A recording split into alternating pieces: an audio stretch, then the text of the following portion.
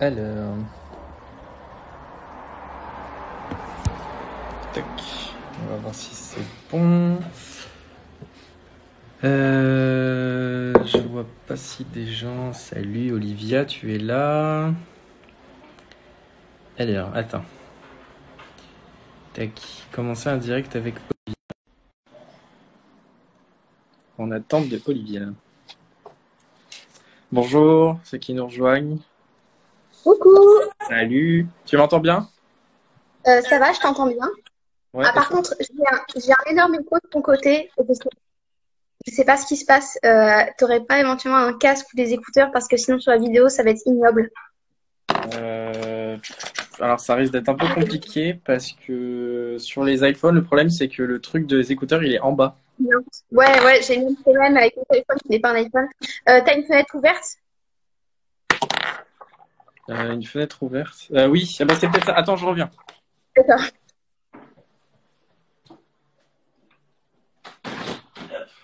Non. Alors là, on est en train de faire la mise en place en fait de la vidéo du son, donc c'est pour ça, c'est un peu le bordel.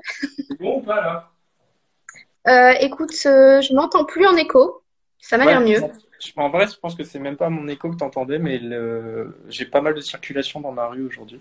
Déjà, en plus, j'entendais beaucoup de circulation. Ok, ok, Donc, cool. ouais, non, c'est Bon, à Lyon parfait. quoi. Ouais, c'est sûr. Hop. Non, là, c'est bon. Je m'entends. Bonjour à tous ceux qui nous rejoignent. Salut, Coucou. salut, salut. Alors, aujourd'hui, nous allons. Attends, est-ce que tu. Hop, je suis cadré ou pas? C'est bon? Oui, t'es cadré, c'est bon. Ok, allez. Aujourd'hui, du coup, Camille ne sera pas des nôtres, du moins en direct, parce que la pauvre est débordée de travail, donc on lui a fait, on l'a soulagée de cette charge qui est le direct. Mais mine de rien, ça prend du temps de préparer les, Oui. les épisodes, tout Bon, en ça. fait, ça me va si elle n'est pas là parce qu'elle travaille sur mon livre. Donc ça Ah, va. c'est parfait. Bah, je sais pas parce qu'en fait, on a fini les corrections. Là, je suis en train de finir de le relire et on est en train de faire la couverture et tout ça, donc Ah, que cool. tu connaîtras bientôt. Ouais, ça va 2021, c'est bon. Non, mais cool, j'ai hâte de voir ta couverture. Ouais, bah, moi aussi, j'ai un premier aperçu, mais bon, Ah, bref, ce n'est point le sujet de ce jour.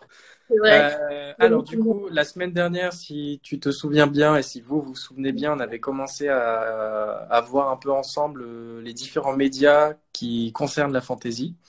C'est Donc, on ça. avait notamment vu La mise. 2045 Olivia. C'était dans longtemps Ok. quand même. Je vais voir pour oublier ça.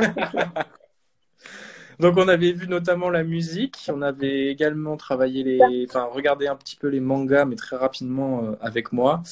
Ouais. Et puis on était revenu après à toi pour parler de sujets un peu plus à part. Bande dessinée aussi. C'est pas la bande dessinée. Et après, effectivement, on a parlé des parcs d'attractions et des festivals, des conventions et des prix. Voilà. Et du coup, en fait, il nous reste deux gros points importants qui concernent la fantasy, que sont le cinéma. Donc le cinéma, on englobe vraiment la totalité, c'est-à-dire les séries télévisées, les dessins animés, tout ça, et tout ce qui va concerner les jeux. Donc ça peut être les jeux de société, les jeux de cartes, les jeux de rôle, les jeux vidéo, notamment, surtout les jeux vidéo, à dire vrai. Donc là, on vous propose du coup de regarder ça ensemble aujourd'hui. On va pas vous le cacher, ça va durer largement plus d'une heure. On va essayer d'être assez synthétique tout de même, de pas trop rentrer dans les détails partout. L'idée, c'est vraiment de vous donner un aperçu assez général, en fait, des médias qui portent, en fait, le genre fantasy, et c'est pas que les livres. Et c'est assez inspirant parce qu'en fait, vous allez vous en rendre compte, mais la fantasy a été un déclic pour pas mal de médias, en fait. Donc, ça va être vraiment intéressant. Tout à fait. On a eu surtout vous verrez, on a eu un espèce à partir des années 70, on a eu un boom de l'intérêt porté à la fantasy dans les divers médias, du moins pour le C'est ça. cinéma et les jeux, en tout cas. On est passé au vin, on a laissé tomber la bière, amen. Non, je sais pas si t'as remarqué, je varie mes boissons pour chaque live, tu vois. Comme ça, les gens se lassent pas de me voir boire tout le temps la même bière. C'est plus Tu intéressant. t'embourgeoises, c'est ça? Ah, j'ai toujours adoré le vin, hein, ça c'est. Bah, c'est très bien, c'est meilleur que la bière de toute façon. Mais il faut quoi que ça dépend. Mais bref. Bon, on commence? Allez, let's go! Vous êtes Alors en tous plus, prêts?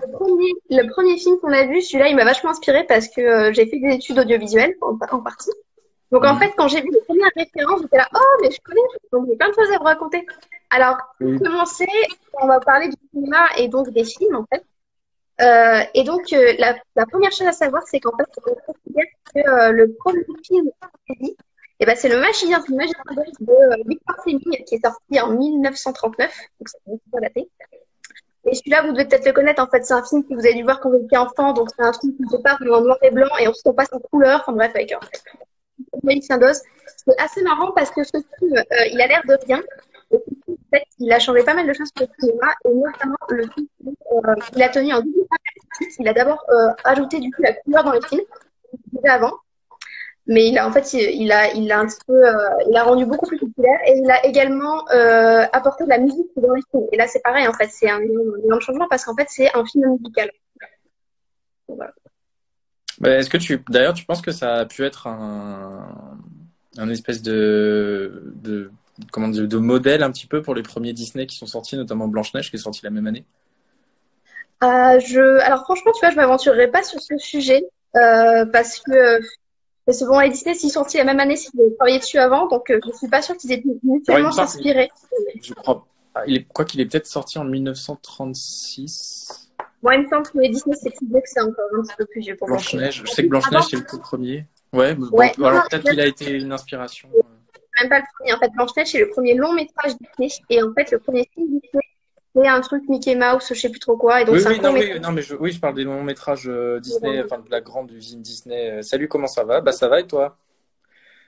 Ça va, ça va. Ouais, donc je pense qu'il n'y a pas eu trop d'inspiration de ce côté-là. En revanche, ce qui est sûr, c'est que c'est le fait d'avoir apporté à la fois la musique et la couleur qui a été un des marqueurs en fait du merveilleux et de la fantaisie dans les films. Et donc c'est aussi grâce à ça que tous nos films, même maintenant nos romances, hein, eh ben, elles ont ce genre de choses aussi. C'est un peu fou de se dire que la fantaisie a un peu initié ce mouvement-là. Parce que C'est bon, vous clair. imaginez quelqu'un voir des films en noir et blanc, sans musique, sans rien, c'est un peu triste quand même. À l'ancienne, tout est fait avec l'imagination. C'est ça. Bon, ensuite, on a le Magicien d'Oz et ensuite, on a surtout les premiers péplums italiens des années Ouais. 50-60 qui sont sortis, qui mettent notamment en scène des héros mythologiques comme Hercule et aussi Ouais. un autre héros qui s'appelle Massiste, qui n'est pas lui un héros mythologique, mais qui est un héros solidaire qui est au service du bien et qui a connu une grosse filmographie. Au début, c'était un personnage secondaire qui est devenu après un personnage principal. Je sais pas si tu connais Massiste. Alors, pas du tout. Moi, Non? Hercule, je connais, mais Bah, pas du c'est vieux, mais franchement, c'est tout. sympa. Faut regarder, c'est parce que c'est vraiment les premières inspirations libres de la mythologie, notamment, et ça devient vraiment des précurseurs pour les films de la fantasy des années 80, notamment. Et pourquoi être tout précurseur? Parce que ça, pour moi, c'est important à dire. Bah, parce que après, on va commencer à s'attacher aux notions de la mythologie avec le héros surpuissant, la quête, etc., les créatures, et ce qui va notamment après le rattacher au genre du péplum, qui est beaucoup plus connu. Dont Hercule est aussi un grand nom du péplum. Hercule à la conquête de l'Atlantide en 1961. Et c'est là où Massiste revient notamment avec Massiste en enfer l'année suivante, par Ouais. exemple. Bon, en fait, il faut quand même Ensuite, le dire, ces films-là, en fait, c'est qu'ils vont en partie. C'est pas historique, puisqu'on va avoir des éléments qui tiennent aussi du merveilleux, puisque on est vraiment avec des histoires de mythologie, donc de Dieu, tout ça, etc. Donc, c'est aussi pour ça que ce genre-là, on ne le rattache pas forcément à l'historique pur, puisqu'il y a des rajouts en fait, qui tiennent un peu de la fantaisie. Donc, c'est pour ça que c'est un des éléments précurseurs de ce genre-là. tout Et à il faut fait. aussi savoir que ça fait partie des premières grosses productions hollywoodiennes. Donc, c'était vraiment le tout début des super blockbusters. D'accord. Bah, tu vois, ça, je ne savais pas, par contre. Mes études audiovisuelles. Bah, c'est bien. Non, mais il en faut. Il faut de tout, de toute façon, hein, pour comprendre. Hein. C'est bien. D'ailleurs, je sais Et, pas si tu as vu, mais là, il y a Netflix qui a sorti une nouvelle série qui s'appelle Hollywood. alors, j'ai pas encore eu le temps de le regarder, mais je Franchement, l'ai vu, regarde ouais. là, elle est vraiment super cool. Moi, je l'ai regardé, ça se regarde vite, c'est 7 épisodes, donc ça va très vite. Et franchement, c'est plutôt sympa. Ok, Allez, bon, intéressant. on en revient à nos montons quand même. Ensuite, bon, on va pas vous repasser tous les péplums comme le septième voyage de Sinbad ou le Jason et les Argonautes, etc. Donc, en tout cas, on a vraiment des films qui s'inspirent de la mythologie pour créer la fantaisie tout autour de ça. Ensuite, on va aller plutôt du côté des Britanniques avec Ouais. Monty Python. Le Sacré Graal en 1975, qui parodie en fait la légende arthurienne. Donc là, on s'approche un peu plus de ce qu'on va nommer plus tard la light fantasy, donc la fantasy qui fait rire. Fantasy qui Par fait rire. exemple. Le terme de fantasy qui fait rire que light fantasy. C'est ça. Donc voilà, donc Monty Python, on en a d'autres après qui s'inspirent d'univers de contes de fées comme Jabberwocky et Bandy Bandy en 1981. Ouais. Voilà. Jabberwocky, d'accord, ça a un lien avec Alice au Pays des Merveilles, Jabberwocky, ou c'est autre chose, c'était rajouté ensuite dans le film qu'on connaît tous? Je sais pas si tu sais. Non, ça je ne sais pas. D'accord, bon, faudra qu'on fasse une petite recherche. Je ne sais pas du tout. J'avoue que je suis pas concentré sur celui-là parce que je connais le nom, mais voilà. Non, j'avoue que non, je ne sais pas. D'accord. Donc ensuite, au début des années 1980, on a le cinéma qui apporte à la fantasy son second succès politique avec les romans. Donc en 1981, c'est Conan le Barbare de John Milius, qui est en fait adapté des romans de Robert E. Howard, et qui fait un carton au niveau du box-office et qui a notamment consacré le grand Arnold Schwarzenegger. C'est ça. Par Moi, exemple. tu vois, étrangement, Salut Anthony. Je connais mieux, tu vois, Conan le Barbare le plus récent avec Jason Momoa, tu vois, parce que bon, bah forcément, c'est Jason. Oui, c'est notre génération, ouais. C'est plus notre génération, bon. Mais faut le voir quand même parce que c'est vraiment, c'est juste une espèce de un gros blockbuster avec un héros très musclé qui détruit tout. Enfin, c'est rigolo. La même année, on a l'apparition d'Excalibur de John Boorman, donc qui est aussi un succès phénoménal et qui repose du coup sur toute l'histoire autour de la légende arthurienne avec son épée. L'année suivante, on a la série Dark Crystal, réalisée par Jim Henson et Frank Oz, qui est un peu plus originale dans sa technique parce qu'elle fait intervenir en fait des marionnettes et non pas des acteurs. Ouais. Et notamment, Dark Crystal là, a reconnu récemment une réadaptation en série, notamment sur Netflix, que je vous conseille d'ailleurs d'également regarder pour que ça sort un petit peu des sentiers battus, on va dire. D'accord. C'est très bien fait. C'est très bien fait. Ensuite, en 1984, là, on va aller un petit peu du côté de l'Allemagne. Le film original est génial. Oui, aussi. D'accord. Dark Crystal, la série est moins bien, mais c'est l'univers qui est intéressant, je trouve. Donc, ceux qui ne connaissent pas et que ça intéresse, je vous conseille. Ensuite, on va aller un petit peu du côté des Allemands en 1984 avec l'adaptation de l'Histoire sans fin de Michael Ende. Donc Michael Ende, son livre, c'est le Die Unendliche Geschichte, qui est sorti en 1979 et qui a été adapté par Wolfgang Peterson. Et bon, tout le monde connaît l'Histoire sans fin, enfin j'espère quand même. Ouais, au moins deux noms, tout le monde connaît, ouais. Si vous l'avez jamais vu, je vous conseille également parce que c'est un gros classique, en tout cas pour la fantasy, avec l'espèce de marionnette et tout pour faire l'espèce de gros dragon. Là, c'est trop drôle. C'est limite l'époque des animatroniques. Un petit, c'est le début, ouais. Ça commence vraiment à se marquer avec Godzilla, notamment pour ce genre King Kong, etc. Les musiques de l'Histoire sans fin sont magnifiques, ouais. Ça, totalement. Ça, c'est sûr, on peut pas lui enlever ça. Ensuite, on a Legend de Ridley Scott en 1985, qui se rapproche un peu de l'univers des contes de fées avec le combat contre les démons, notamment le grand démon Darkness. Je suis le néant, je l'ai vu 150 fois. C'est la base. Ensuite, en 1988, on a Willow, adapté d'un scénario de George Lucas et de Bob Dolman, et qui devient un film culte, malgré son accueil un peu en demi-teinte. Voilà. Ensuite, si je te dis George Lucas, tu penses à quelle série Star Wars. Star Wars. Est-ce que tu sais en quelle année est sorti le tout premier Star Wars? Attends, savoir, c'est dans les années 90, non? Oh non, c'est bien avant. Oui, attends, les années 80, ça même. Le tout premier Star Wars, donc le Nouvel Espoir, il est sorti en 1977. Putain, c'est vrai, c'est tellement vieux comme chose. C'est 1977, donc on ne présente plus Star Wars parce que c'est mondialement connu.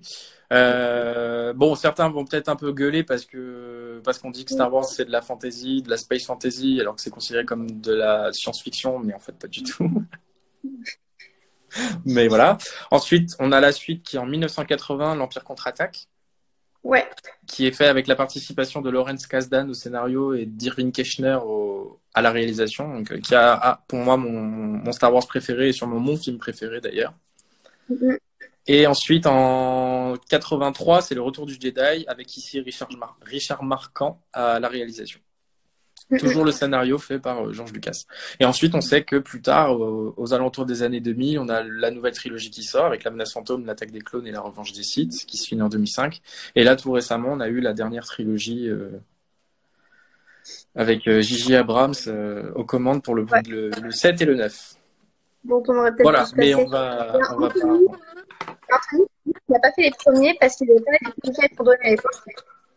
Alors ça, c'est vrai. Et en fait, ce qui est d'autant plus intéressant, c'est que Star Wars, là encore, ça a été les films qui ont permis d'apporter plein d'innovations en fait au monde du cinéma. Il faut savoir que Star Wars a inventé pas mal d'effets. Vous connaissez sûrement les effets de fondu qu'il y a dans les Star Wars. Moi, ça typiquement, tu vois, c'est un petit peu l'ajout vraiment de George Lucas qui a été ensuite repris au Congrès. C'est pas mal en fait de techniques qui ont pu permettre en fait de moderniser le cinéma et de l'expression. Il faut savoir que la boîte de George Lucas, elle a continué pendant très longtemps et à préparer les effets spéciaux pour les autres films. En fait. Donc vraiment, c'est vraiment son truc. C'est surtout qu'après, en plus, la société de George Lucas, ça s'est décliné en plusieurs branches qui se sont spécialisées un peu dans plein de domaines. Donc, on a les jeux vidéo, le dessin. Enfin, c'est vraiment la Lucas Company a explosé à ce moment-là. Bah, tant mieux, parce que de toute façon, c'est super Star Wars. Mais voilà. Donc ensuite, à la suite de ça, les années 90 vont connaître une sorte de déclin au niveau de la fantasy. Ça va pratiquement disparaître. Et pour C'est revenir, quand même fou parce que notre décennie de naissance à nous deux, hein.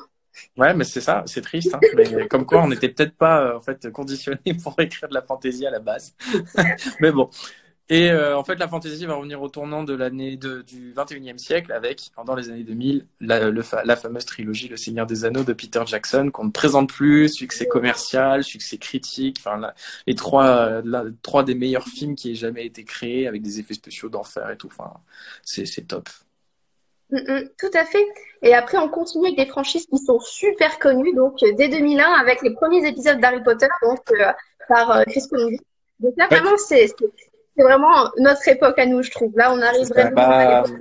Moi, je me souviens, le premier Harry Potter, j'ai dû le voir, je devais avoir, je sais pas, 6 ans à peine, en 2001, ouais, 6 ans, 5 ans, 6 ans, j'avais la cassette, je m'en souviens. Mais oui, je me souviens, ma pareil, nous, c'était des voisins qui n'avaient prêté la cassette. On était mais qu'est-ce que c'est que ce truc? Mes parents étaient trop choqués. Qu'est-ce que c'est que ce machin? Non, c'est génial, Harry Potter, c'est clair. C'est la base de beaucoup de choses, hein. Il y a beaucoup d'auteurs qui s'en inspirent totalement. Bonjour à ceux qui nous rejoignent, d'ailleurs, j'ai vu, il y a 4 personnes en plus. Merci d'être avec nous, c'est gentil. Chris Columbus, lui, d'ailleurs, qui n'a réalisé que les 2 premiers Harry Potter, qui a après laissé la main à partir du Prisonnier d'Azkaban à plusieurs réalisateurs qui se sont succédés. Ouais. Et lui, par exemple, Chris Columbus, il aime bien les films de fantasy. Il a notamment réalisé les deux films Percy Jackson et La Nuit au musée. Je ne savais pas, mais j'ai regardé ça tout à l'heure et c'est lui qui a fait La Nuit au musée. Ouais. D'accord, je ne savais pas. Voilà, c'est lui avec le premier. Je crois qu'il a fait le premier avec Ben Stiles et mais Ben Stiller. Je sais plus comment. Non, si c'est Ben Stiller, pardon. Ben Stiller. Et il me semble qu'il a fait le premier, pas les 2 autres, mais il a dû faire le premier. Voilà. Ensuite, on continue. Oui, vas-y, pardon, excuse-moi. Non, c'est rien, c'est juste petit aparté pour ceux qui me regardent. Dites-nous si on a des soucis de son, parce que je te vois continuer sur Damien tout à l'heure. Et moi, je m'entends encore en train on doit avoir un souci de son, en fait. Bah, moi, je t'entends saccadé, en fait. Ta voix bug beaucoup. Je vais essayer de changer de réseau Internet. Ouais. Vas-y. Je te laisse continuer. Je me suis mis en 4G parce que ma Wi-Fi, elle a du mal en ce moment. Mais... Je vais faire pareil. Je t'abandonne 25 secondes et je reviens. Je te laisse continuer. En attendant, je te reprends juste après. Ouais, pas de souci. Bah, alors, Anthony, l'histoire des films, car je n'ai pas lu les livres. L'histoire des films est mauvaise parce que j'ai pas lu. Oui, alors les films Percy Jackson, moi non plus, j'aime pas du tout. Ça a été pas bâclé, mais ça va trop vite. Et je vous conseille largement plus de lire les livres que de regarder les films. Et puis d'ailleurs, de toute façon, le 2 a eu tellement peu de succès qu'ils n'ont pas voulu faire la suite. Donc ça veut bien dire grand-chose. Mais bon. Dans la continuité des grosses séries connues, à partir de 2005, c'est l'adaptation de Narnia avec le lion, la sorcière blanche et l'armoire magique. Donc adapté des mondes de Narnia de C.S. Lewis. Alors attendez, parce que j'ai Olivia qui revient. Hop. Bon, ça va le faire, ça va le faire. Donc oui, en 2005, je disais qu'en 2005, du coup, c'était l'adaptation Ouais, du second tome des Mondes de Narnia, donc Le Lion, la Sorcière Blanche et l'Armoire Magique. Et ensuite est venu Le Prince Caspian et Le Prince Caspian et le truc avec le bateau, dont j'ai oublié le nom. Oui, bon, moi c'est pareil, je connais pas tous les noms des films, pourtant je les ai tous vus. Voilà. Et normalement, le quatrième film est censé arriver dans un an ou deux, d'après ce que j'ai lu. Mm. Ensuite, en 2006, c'est l'adaptation du premier roman de la tétralogie L'héritage de Christophe Paolini, donc Eragon. Ouais. Un film, comment vous dire, mauvais. Ouais, Eragon, on va pas en parler. Moi, je propose qu'on n'en parle pas d'Eragon et puis Non, on non, passe, voilà, tu vois. on a zappé Pour la ce film citer. absolument horrible. Ouais, Je vous non, conseille non. largement plus de lire les bouquins, même si c'est de la fantasy archi classique, mais voilà. Ouais. Alors moi, Et puis franchement, ensuite, j'ai pas du tout accroché au bouquin. J'ai lu le premier quand j'étais assez jeune, j'ai commencé le deuxième et j'étais à putain, c'est putain de chiant, j'arrête. c'est de la. En fait, je les ai relus là récemment. J'avais commencé à lire le 4, mais du coup, je suis passé sur autre chose en attendant. Et le défaut majeur que je fais dans mes chroniques, notamment sur ce bouquin, c'est la longueur des romans. Il se passe vraiment, c'est très très long. Enfin, les bouquins font entre 700 et 800 pages et il se passe rien en fait. Enfin, c'est. Ouf. Ouais, bon. Enfin, bon. Voilà. Et ensuite, en 2007, c'est l'adaptation de Stardust du roman du même nom de Neil Gaiman. Voilà. Je te coupe. Oui, Dites-moi s'ils sont mieux. oui, c'est Est-ce mieux. que vous avez encore un écho? Ça va. Ok. Moi, j'en ai pas. Toi, c'est normal. En fait, si un écho, ça viendra de chez toi et eux, ils vont le subir, en fait. Voilà. Moi, je sais que je m'entends un peu, donc c'est pour ça que j'ai peur. Ah, Donc, ils sont bien parce que si ça va pas, on peut essayer de t'arranger. Donc, voilà. Il ne faut pas nous le dire. ça marche. Ensuite, du coup, on avait. Bah, les films, je pense qu'on est bon. On va passer peut-être au film d'animation. C'est ça. Je suis d'accord. Bah, les films d'animation, il y en a eu depuis très tôt. Donc, le tout premier dessin animé avec Fantasmagoria, Mm. d'Émile Courtet, qui mélange un peu les métamorphoses et l'absurde. Ensuite, dans les années 1910-1914, on a, je crois que c'est Gertie ou Gertie. Putain, je sais plus comment on prononce. Gertie, je crois. Gertie le dinosaure. Avec Walt Disney. Je sais même pas ce que c'est. Je l'ai jamais vu de ma vie. Non, bah c'est très vieux. Aujourd'hui, c'est difficilement regardable parce que voilà, c'est de 1914. Ensuite, on a l'adaptation du roman de Renard avec Ladislas Starvich en 1929. Ensuite, en 1998, on a le grand succès qui est Kirikou et la sorcière Ça, je le connais. Ça, je l'ai vu. de Michel Oslo. Bah, tout le monde l'a vu. Moi, chez Kirikou, Ouais. je l'ai vu 1 million de fois. Enfin, Et ça, en plus, ce qui est pas mal, c'est que c'est de la fantaisie, c'est une forme de fantaisie. Je saurais même pas dire si c'est vraiment de la fantaisie, c'est pas un peu de c'est fantastique. un conte. Pour moi, c'est un conte de fées africain. Ouais. Mais voilà, c'est vraiment le Mais côté c'est de la original. fantaisie. Ça rentre dans la fantaisie, le merveilleux, quoi. Oui, c'est ça. Mais ça rentre vraiment dans une fantaisie qui va être, alors, plus orientale, voire même, en l'occurrence, africaine. Et ça, on en a très, très peu, donc c'est vachement intéressant. Mm. Et ensuite, Michel Oslo, lui, il poursuit dans la même voie que Kirikou. D'ailleurs, Kirikou qui a connu 2, 3 autres films après, donc Kirikou et les bêtes sauvages notamment. Et il continue avec Prince et Princesse en 2000 et Azur et Asmar en 2006, que je vous conseille également de regarder, si vous ne les avez point vus. Ouais. Ensuite, on a plein d'autres films qui sont sortis dans les années 2000. Le plus connu, là, je pense que c'est Arthur et les Minimoys Bah oui, carrément. parce que c'est français. Donc. La French Touch. Arthur et les Minimoys, qui a également connu 2 suites, donc Arthur et la vengeance de Malthazar et Arthur et la guerre des mondes, je crois, qui Ouais. sont beaucoup moins bien, mais qui se regardent quand même. Et les bouquins ont eu pas mal de succès aussi. Moi, je me souviens, pendant la période d'études, les gens étaient tout le temps en train de lire les bouquins dans la cour de récré. Je me Ouais, souviens. bah, je les ai, moi. Je lisais ça quand j'étais gamin. Je me rappelle en perm, j'avais pas envie de bosser, donc je lisais ça à la place. Super. C'est pas bien. Arthur et les Minimoys, bah non, arrête, Anthony, c'est trop bien. Il est fou, lui. Le premier, en tout cas, il est génial. Franchement, et puis c'est créatif comme truc. Puis il a eu tellement de succès qu'il a par exemple été adapté en jeu vidéo sur la PlayStation. Enfin, il y a eu Plein de trucs. Donc ça, c'est plus pour l'Europe. Ensuite, aux États-Unis, bah, c'est Disney. De toute façon, Blanche-Neige et les Sept Nains et tous les autres qu'on connaît. Ah bah, Blanche-Neige et les Sept Nains, c'est 1937. Tu Ouais. vois. Ouais, Pinocchio, ouais. 1940. Après, il me semble que c'est La Belle au Bois dormant, non, Cendrillon en 1941. Et puis après, toutes les princesses. Mm. C'est plus facile d'être connu quand tu es connu. Oui, c'est sûr. Bien. Suivez les conseils d'Anthony pour la célébrité, vous allez voir, franchement, efficace. Ouais, c'est ça. Ensuite, en 1940, c'est le Grand Fantasia avec ses grandes musiques classiques que tout le monde devrait avoir au moins vu une fois dans sa vie. C'est clair. Après, on a une multitude, hein, Peter Pan, Merlin l'Enchanteur, Robin des Bois, etc., etc., qui jouent beaucoup sur les légendes arthuriennes notamment. Peter Elliott le Dragon en 1977, Ouais, qui est génial aussi, moi j'ai adoré. c'est ça. Et donc ensuite, on a En... évidemment, celui-là, il n'est pas, je crois pas que ce soit le plus connu, pourtant il est quand même assez emblématique, c'est Tara mais Chaudron magique en 1985. Et en fait, c'est celui qu'on considère comme relevant explicitement de la fantaisie, alors que les précédents, bon, bah, Blanche-Neige, on va pas me dire que c'est réaliste, hein, clairement, à aucun moment, en fait. Hein, donc, Non, mais c'est un peu un pionnier de l'animation de la fantaisie, on va dire, Blanche-Neige. Comme tous les autres, hein, Pinocchio, etc. Même encore aujourd'hui, tu le vois, ils sont carrément dans le délire fantasy. Hein.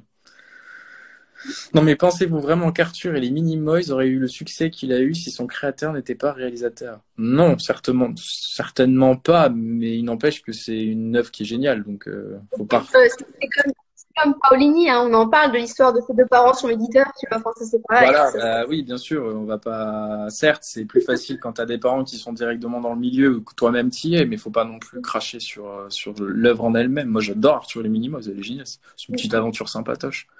C'est pas. Eragon, c'est pareil, hein. Quand tu regardes, c'est pas foufou, mais c'est sympa quand non, même. Anthony, il aime pas. j'avoue. Ça, c'est bon. Hashtag jalousie. Ouais, c'est ça, en fait. Mais t'inquiète pas, t'inquiète pas. Bientôt, les Nocturnes seront adaptés aussi en film Ce et sera producteur, c'est sûr.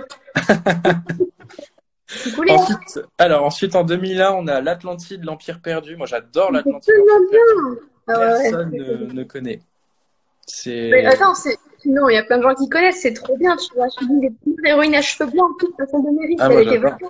J'adore. C'est pareil, dans la même veine que La planète au trésor en 2002, Ouais. L'île au trésor, La princesse et la grenouille. Enfin, c'est trop bien. Ouais. Ah, la princesse et la grenouille, c'est vrai que c'est pas mal. Moi, j'ai bien aimé. Après, ça reste classique, hein, mais salut Léa. Je suis une fan de l'Atlantide. Bah, moi aussi. J'adore l'Atlantide. C'est très, très drôle.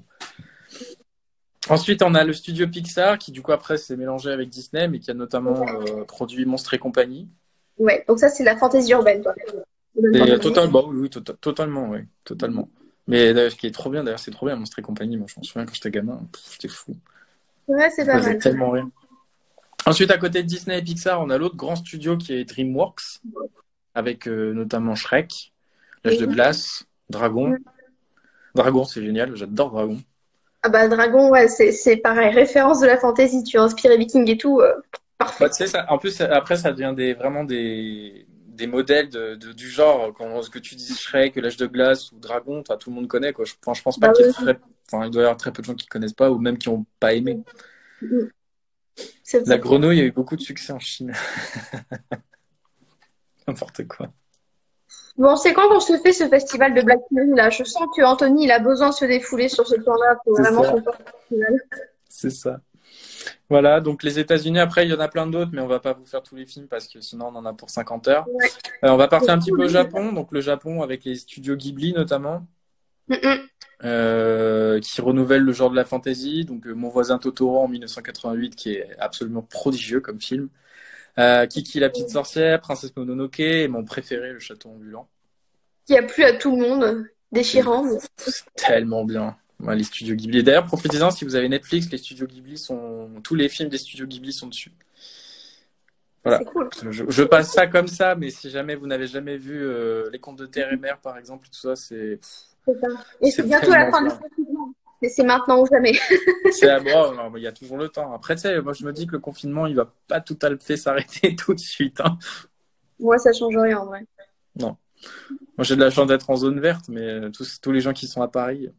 Pareil. Oh, d'ailleurs, je peux faire une petite aparté. Vous avez vu le tweet de quelqu'un qui a sorti un truc du style, alors une espèce de faux résumé de dystopie de merde d'adolescent en mode, je m'appelle, je sais pas comment, prénom féminin, tu vois. Je viens des départements verts, je fais mon entrée à l'académie, j'ai rencontré X, enfin, c'est accéléré ici le nom d'un personnage masculin.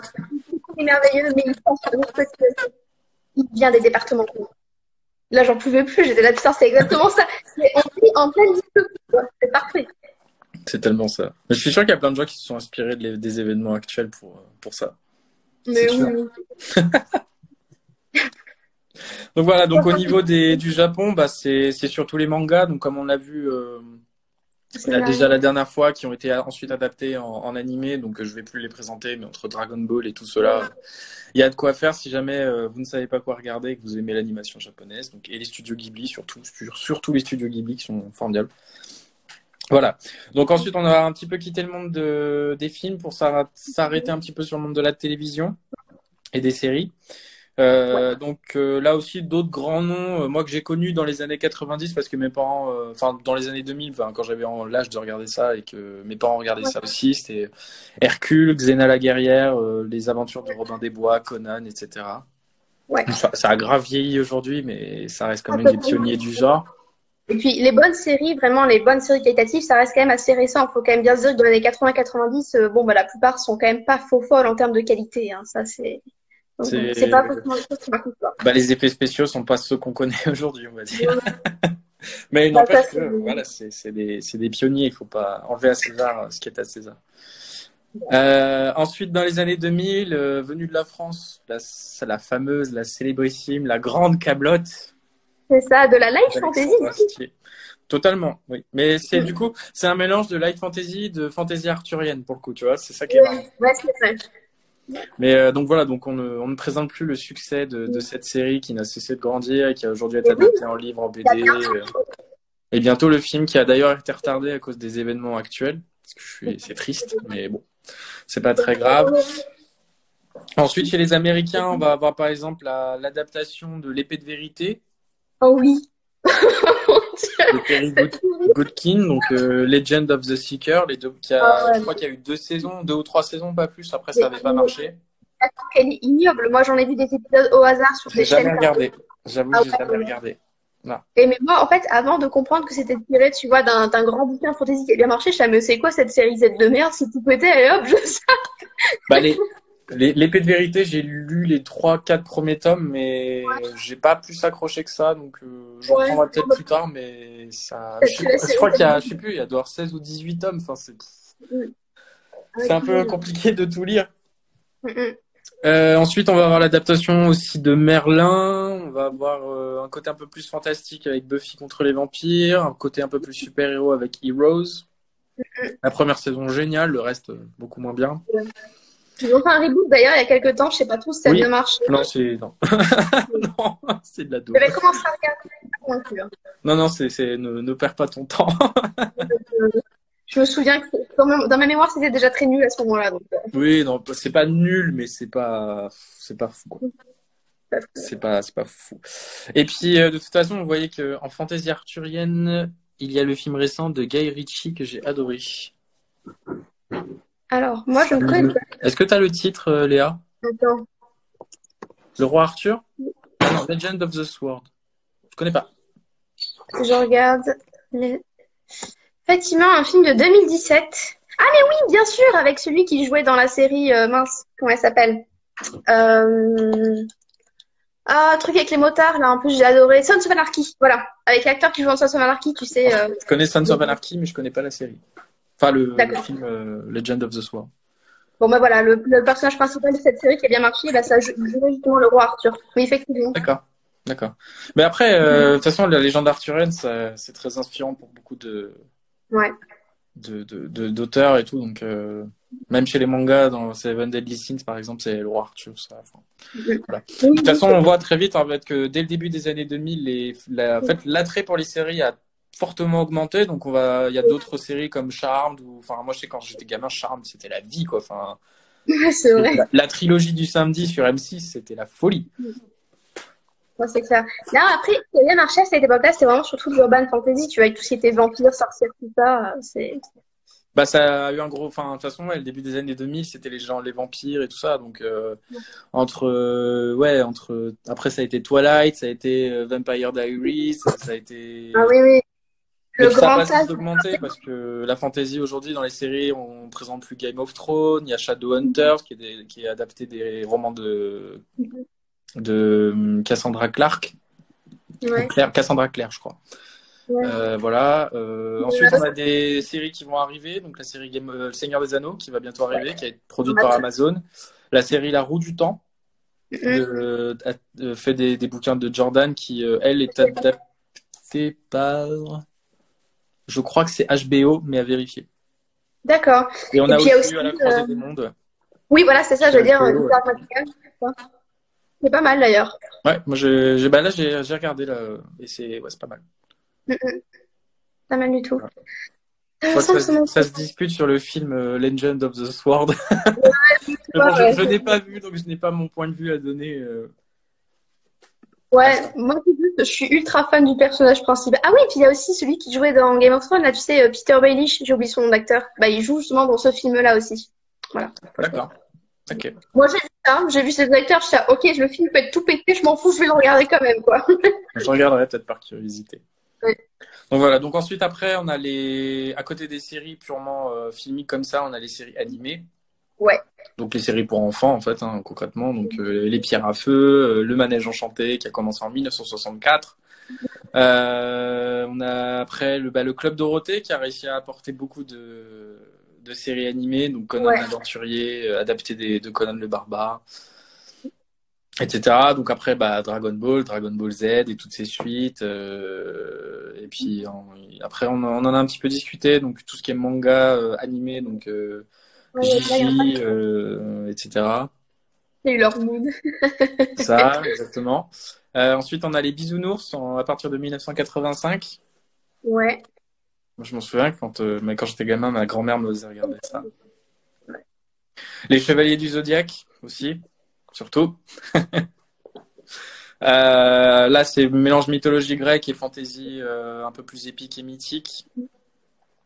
Ensuite, pour les enfants, qui a inspiré des jouets, c'est Mon Petit Poney. Mais oui. Voilà. Donc, qui a commencé à partir de 1986. Et puis une grande quantité d'autres parce que il y en a tellement Ouais, que je peux pas, on va pas tous vous les faire. bon, c'est sûr. Si, il faut quand même citer Albator, clairement. Bah, ouais, je sais pas si c'est de la fantasy pour le coup. C'est pas de la science-fiction plutôt? Ouais, je crois qu'il y avait une petite partie en fait qui était quand même un petit peu fantastique, un peu, enfin tu vois, genre pas purement science-fiction justement. Je me souviens D'accord. plus. Ça doit être un peu. Moi, ouais, je sais pas, je vois plus ça comme du fantastique pour le coup. Un peu comme les Mystérieuses Cités d'Or, par Ouais, exemple. Vu que ça ouais, se passe quand effectivement. même beaucoup dans notre réalité. Donc, Oui, c'est sûr. Après, vraiment, c'est une question de perception. Hein. De toute façon, c'est un peu compliqué de trancher ce débat fantasy fantastique, on l'a déjà eu. Alors, Anthony qui nous dit Shurato, oui, c'est sorti en 1989, si je dis pas de bêtises. Mélange mythologie indienne, ouais, c'est très sympa aussi. Space Fantasy. Space Fantasy, oui, oui, oui. Je sais pas trop. Albator, j'avoue, je sais pas trop si on peut le classer dans la Space Fantasy. Parce qu'en fait, Albator, moi j'ai vu ça, mais j'étais gamin parce que mon père était un fan absolu d'Albator, mais je me rappelle pas s'il y avait de la magie ou des trucs comme ça. ouais, c'est un peu vieux pour moi aussi. Ainsi, en série qu'il faut noter, en série animée qui n'est pas pour enfants et qui est toute récente, ça va être ouais, Désenchantement en français. La série celui qui a fait les Simpsons et qui est Oui, sur Netflix. Là, c'est pareil. Franchement, moi, je la trouve vraiment super bien, cette série. Alors, vraiment, c'est de la pure light fantasy. C'est purement parodique. C'est très, très drôle, je trouve. bah, c'est de la light fantasy, ouais. Mais de la light Ouais, fantasy pipi caca, quoi. oui, totalement. Ah non, mais c'est clair. Hein, ça va pas Gold... très haut. Mais franchement, c'est pas mal. C'est pas mal du tout. Ouais, Anthony qui met en exergue Goldorak aussi, c'est vrai. Goldorak.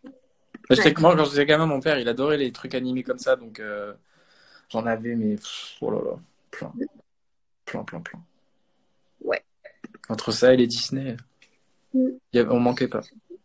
Écoute, je vois qu'on a fini la partie télévision. On a Ouais. été Après, vachement. en série animée, il y en a, je pense, enfin, il y en a plein d'autres, quoi. Mm. Bah, on va vite parce que vu la quantité de films et de séries qu'on a collectés, on va pas tous les dire, quoi. Parce qu'en plus, enfin, il y en a beaucoup trop. Oui. Puis bon, après, c'est plus C'est pas forcément très possible. Donc voilà. Donc au niveau des films, donc vous voyez que dans le cinéma, ça a commencé relativement tôt. On a eu un gros creux dans les années 90 avant que ça revienne vraiment au galop dans les années 2000 avec notamment la trilogie du Seigneur des Anneaux personnel. par Peter Jackson. Après, il y a eu la suite avec avec Harry Potter et puis on a eu d'autres adaptations, Percy Jackson, Eragon, etc. Avec plus ou moins de qualité. Plus ou moins, Voilà. ouais. Et dans les séries, bah, de toute façon, elles ont vraiment commencé à exploser dans les années 2000, tout pareil. Donc là, même encore aujourd'hui, on voit qu'il y a des séries qui sont purement faites dans la fantasy. Donc ça, il y en a plein sur Netflix ou d'autres streamers. Bah, c'est vrai qu'en fait, ce qui est intéressant, je trouve, du point de vue de l'histoire des séries et des films de fantasy, c'est que autant, tu vois, écrire un bouquin de fantasy, ça te coûte pas plus cher que d'écrire une romance, en fait, quand t'écris.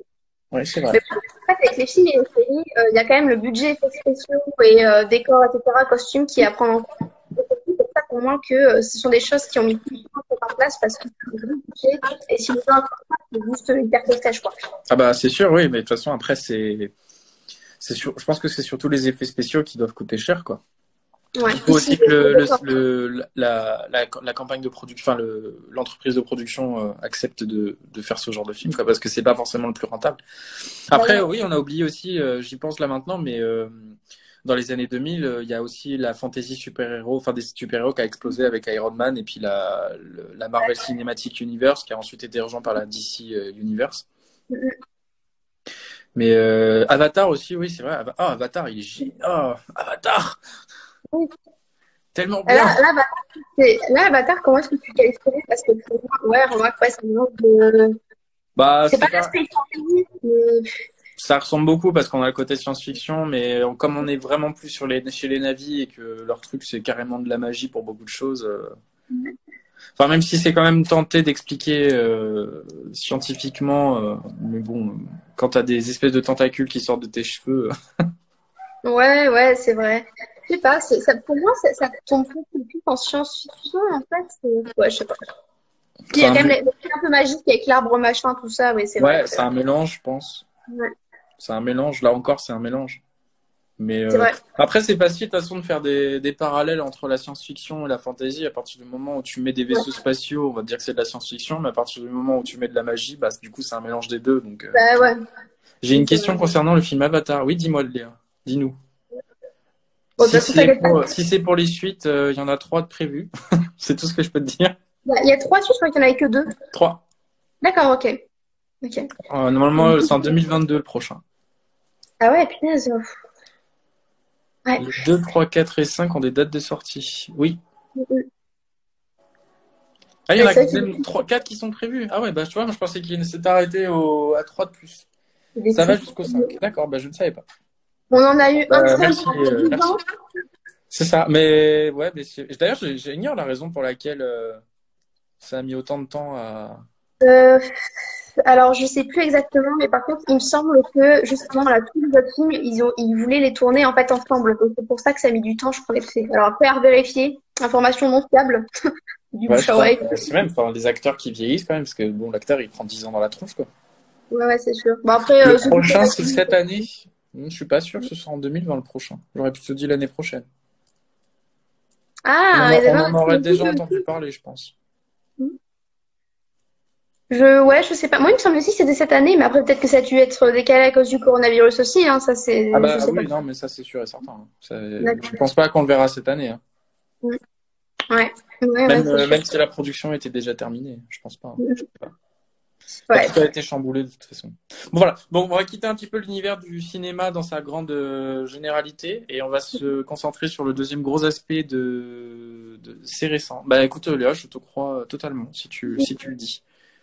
Je regarderai par curiosité, parce que ne serait-ce que pour connaître peut-être le sous-titre du film et savoir un peu de quoi ça va parler, notamment. Et même voir si ça va être adapté en jeu vidéo, parce que du coup, c'est de ce dont on va parler. Les jeux. Donc, ça va être les jeux de société, ça va être les jeux de cartes, ça va être les jeux de rôle, ça va être les jeux de jeux vidéo aussi. Donc, ça va être vraiment les jeux dans la. Alors, j'ai lu cette information récemment. À voir. Eh ben, écoute, Pas de souci. J'ai hâte en tout cas parce que j'ai adoré le premier, donc j'espère qu'ils feront aussi bien avec les suivants. Donc, les jeux de société. Alors, après la Seconde Guerre mondiale, on a ce qu'on appelle les wargames qui se développent. C'est-à-dire que c'est des jeux qui se basent sur des sortes de plateaux. Je suis en train de faire le schéma sur la table, mais vous le voyez pas. C'est là, je te vois vraiment à fond sur mon truc. Je te dis, mais qu'est-ce qu'il fait, je la face. Non, parce que j'ai l'impression d'être en cours, là, quand je donne cours et tout. Je mets mes schémas sur la table, mais non, vous n'êtes pas là, vous ne pouvez pas le voir. Donc les wargames, en fait, il faut imaginer que vous avez un plateau de jeu qui simule une scène de bataille, enfin un champ de bataille, et vous avez des petites figurines que vous déplacez. Voilà. Donc ça s'inspire beaucoup des univers ou de science-fiction ou de fantasy, parfois les deux. Donc le tout premier jeu de rôle, alors on va passer au jeu de rôle, mais le tout premier jeu de rôle, moi, il est super connu, c'est Donjons et Dragons. Évidemment. Voilà. Je pense que tout le monde. Enfin, moi, je sais quand j'étais ado au collège, on y jouait avec des potes, notamment. Après, on avait abandonné cette idée pour créer nos propres jeux de rôle, un peu comme les gars font dans Stranger Things. Énorme, trop bien, trop stylé. Et du coup, c'est une des premières fois où j'ai créé une histoire et je me suis dit, il y a un truc à faire. Ah, c'est donc là que vient ton amour pour la fantasy et puis pour le fait d'inventer des trucs. Il y a eu deux choses. Il y a eu ça et il y a aussi eu, je sais pas pourquoi, quand j'étais gamin, j'adorais retranscrire les jeux vidéo que je faisais notamment en bouquin. Donc je réécrivais les jeux vidéo et je créais le scénario en narrant et tout ça. C'était, je sais pas, ça me donnait envie. Et puis du coup après ça s'est passé à un stade supérieur, on va dire. Et trop bien. En fait, du coup, je me dis, je me sens moins seule, tu vois, parce que moi, il y a des trucs que j'aimais faire quand j'étais gamine, tu vois, je jouais au Playmobil et au Barbie, puis après, je recréais l'histoire, tu vois, sur papier. Ah, bah, on l'a tous fait, hein, ça, je pense enfin, moi, je sais que j'ai fait ça aussi, quoi. Mais je pense que c'est surtout, quand j'ai commencé à créer mes propres jeux de rôle avec des scénarios de ouf, hein. Il y avait genre 50 pages de scénarios, mais moi, j'adorais, c'était génial. Bah, j'étais un peu dans ce genre-là quand j'étais ado. Après, c'est fini. Quand t'as eu 13-14 ans, c'était fini. C'est marrant, moi, j'étais pas du tout jeu de rôle quand j'étais ado, et c'est juste là, il y a quelques mois, que j'ai participé à mon premier jeu de rôle, justement. C'était un jeu de rôle Star Wars avec des collègues, donc trop stylé. Mais bon, tu vois, là, mais c'est rigolo, hein. C'est rigolo, les jeux de rôle, moi, j'adore. J'aimerais bien en faire. Faudrait qu'on en fasse avec l'équipe de Beta Publisher, ça pourrait être bien. J'avoue, c'est une carrément bonne idée. Au détour d'un événement, on organise un jeu de rôle, ce serait grave bien. Ouais, avec les gens qui seraient là et tout. Ouais, je tournais des mini-films avec les Playmobil, et l'imagination n'a aucune limite. C'est clair. Puis Playmobil, c'était trop bien. Moi, j'ai un centre équestre et tout. Donc, Donjons et Dragons, je reviens un petit peu à nos moutons. Oui. Donjons et Dragons, c'est vraiment le gros premier jeu de rôle et l'un des plus connus aujourd'hui, je pense, d'ailleurs. Ouais. Ensuite, on a un premier jeu de rôle fantasy parodique qui est Tunnel et Troll. Alors, je sais pas si tu connais. Qui est sorti en 1975. Bah, c'est un peu dans le même genre, mais c'est beaucoup plus rigolo, en fait. D'accord. C'est un peu plus graveleux parce que tu as les personnages des trolls qui sont très drôles et moi, ça me faisait beaucoup rire. Je me rappelle. Il y en a bien qui se servent d'un soupion congelé. Référence à ce petit mini-film des Beta Cassos qu'il a fait là. Après ça, qu'est-ce que tu veux qu'on fasse, de toute façon? Il a de l'imagination. Il est multitâche, il est cross-média lui aussi. C'est très chouette.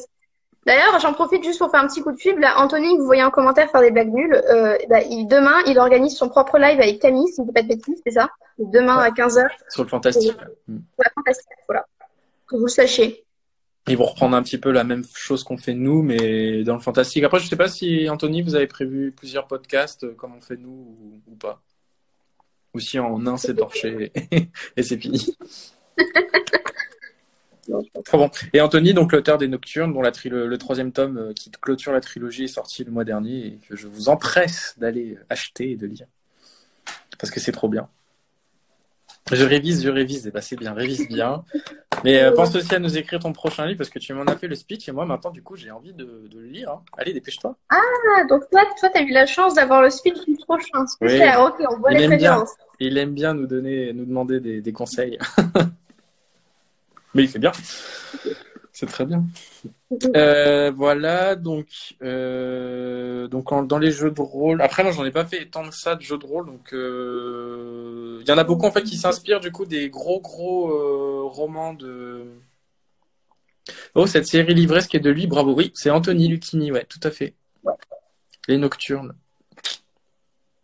Donc si tu l'as lu, Je te conseille de faire une critique et de lui dire ce que tu en as pensé. Il sera absolument ravi de les recevoir. Comme nous tous d'ailleurs. Donc oui, que je disais, donc il y a des jeux de rôle qui se basent en fait sur des bouquins, donc le cycle d'Elric notamment, le jeu du rôle des Terres du Milieu, moi je m'en souviens, j'y ai joué, qui est sorti en 1984, qui est adapté du Seigneur des Anneaux. On a aussi les ElfQuest qui sont adaptés des comics du même nom, ou encore Conan, qui est du coup lui aussi encore adapté de Conan le Barbare. Donc tu vois par exemple Conan le Barbare, il a vraiment eu un énorme succès, quoi, que ce soit dans les films, les séries animées, les jeux de rôle. Enfin, c'est vraiment une figure principale de la fantasy, c'est ça qui est super intéressant. La fantaisie barbare, en fait, c'est ça. C'est ça. Ça a bien marché. Et ça commence à avoir un peu plus de succès parce que le barbare se rapproche un peu de l'image des Vikings et du coup les Vikings commencent vraiment à avoir une grande importance dans le milieu vidéoludique et tout ça aujourd'hui. Ça fait même longtemps que vous, enfin, les Vikings, ça a toujours fasciné dans le milieu de la fantasy. Donc, mais même en fait, en exemple plus récent et un peu plus oriental, on a les Dothraki dans Game of Thrones qui est clairement inspiré de ce côté Conan le barbare, hein, clairement. Totalement.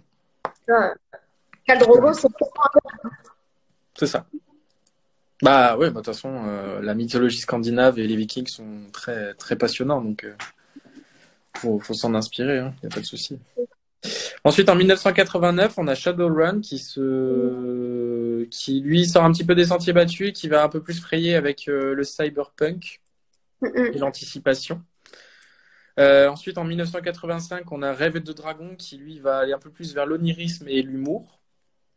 L'onirisme qui va beaucoup parler à Anthony. Voilà. Et c'est français, oui, tout à fait. Voilà, c'est comme si c'est du rêve et de l'humour, c'est forcément français. Retenez ça en fantasy. C'est ça. Le prochain Assassin's Creed sera sur les Vikings, ouais. Ouais, j'ai vu. Valhalla. Ouais. Valhalla. Et j'ai hâte qu'il sorte, je n'attends plus, je suis totalement impatient et je me suis d'ailleurs en train de refaire les deux derniers qui sont Origins en Égypte et Odyssey en Grèce pour me préparer à l'avènement des Vikings. Odyssey, c'est pareil, je l'ai fait il n'y a pas longtemps et on va se mettre sur Origins. Franchement, Origins, il est grave mieux qu'Odyssey.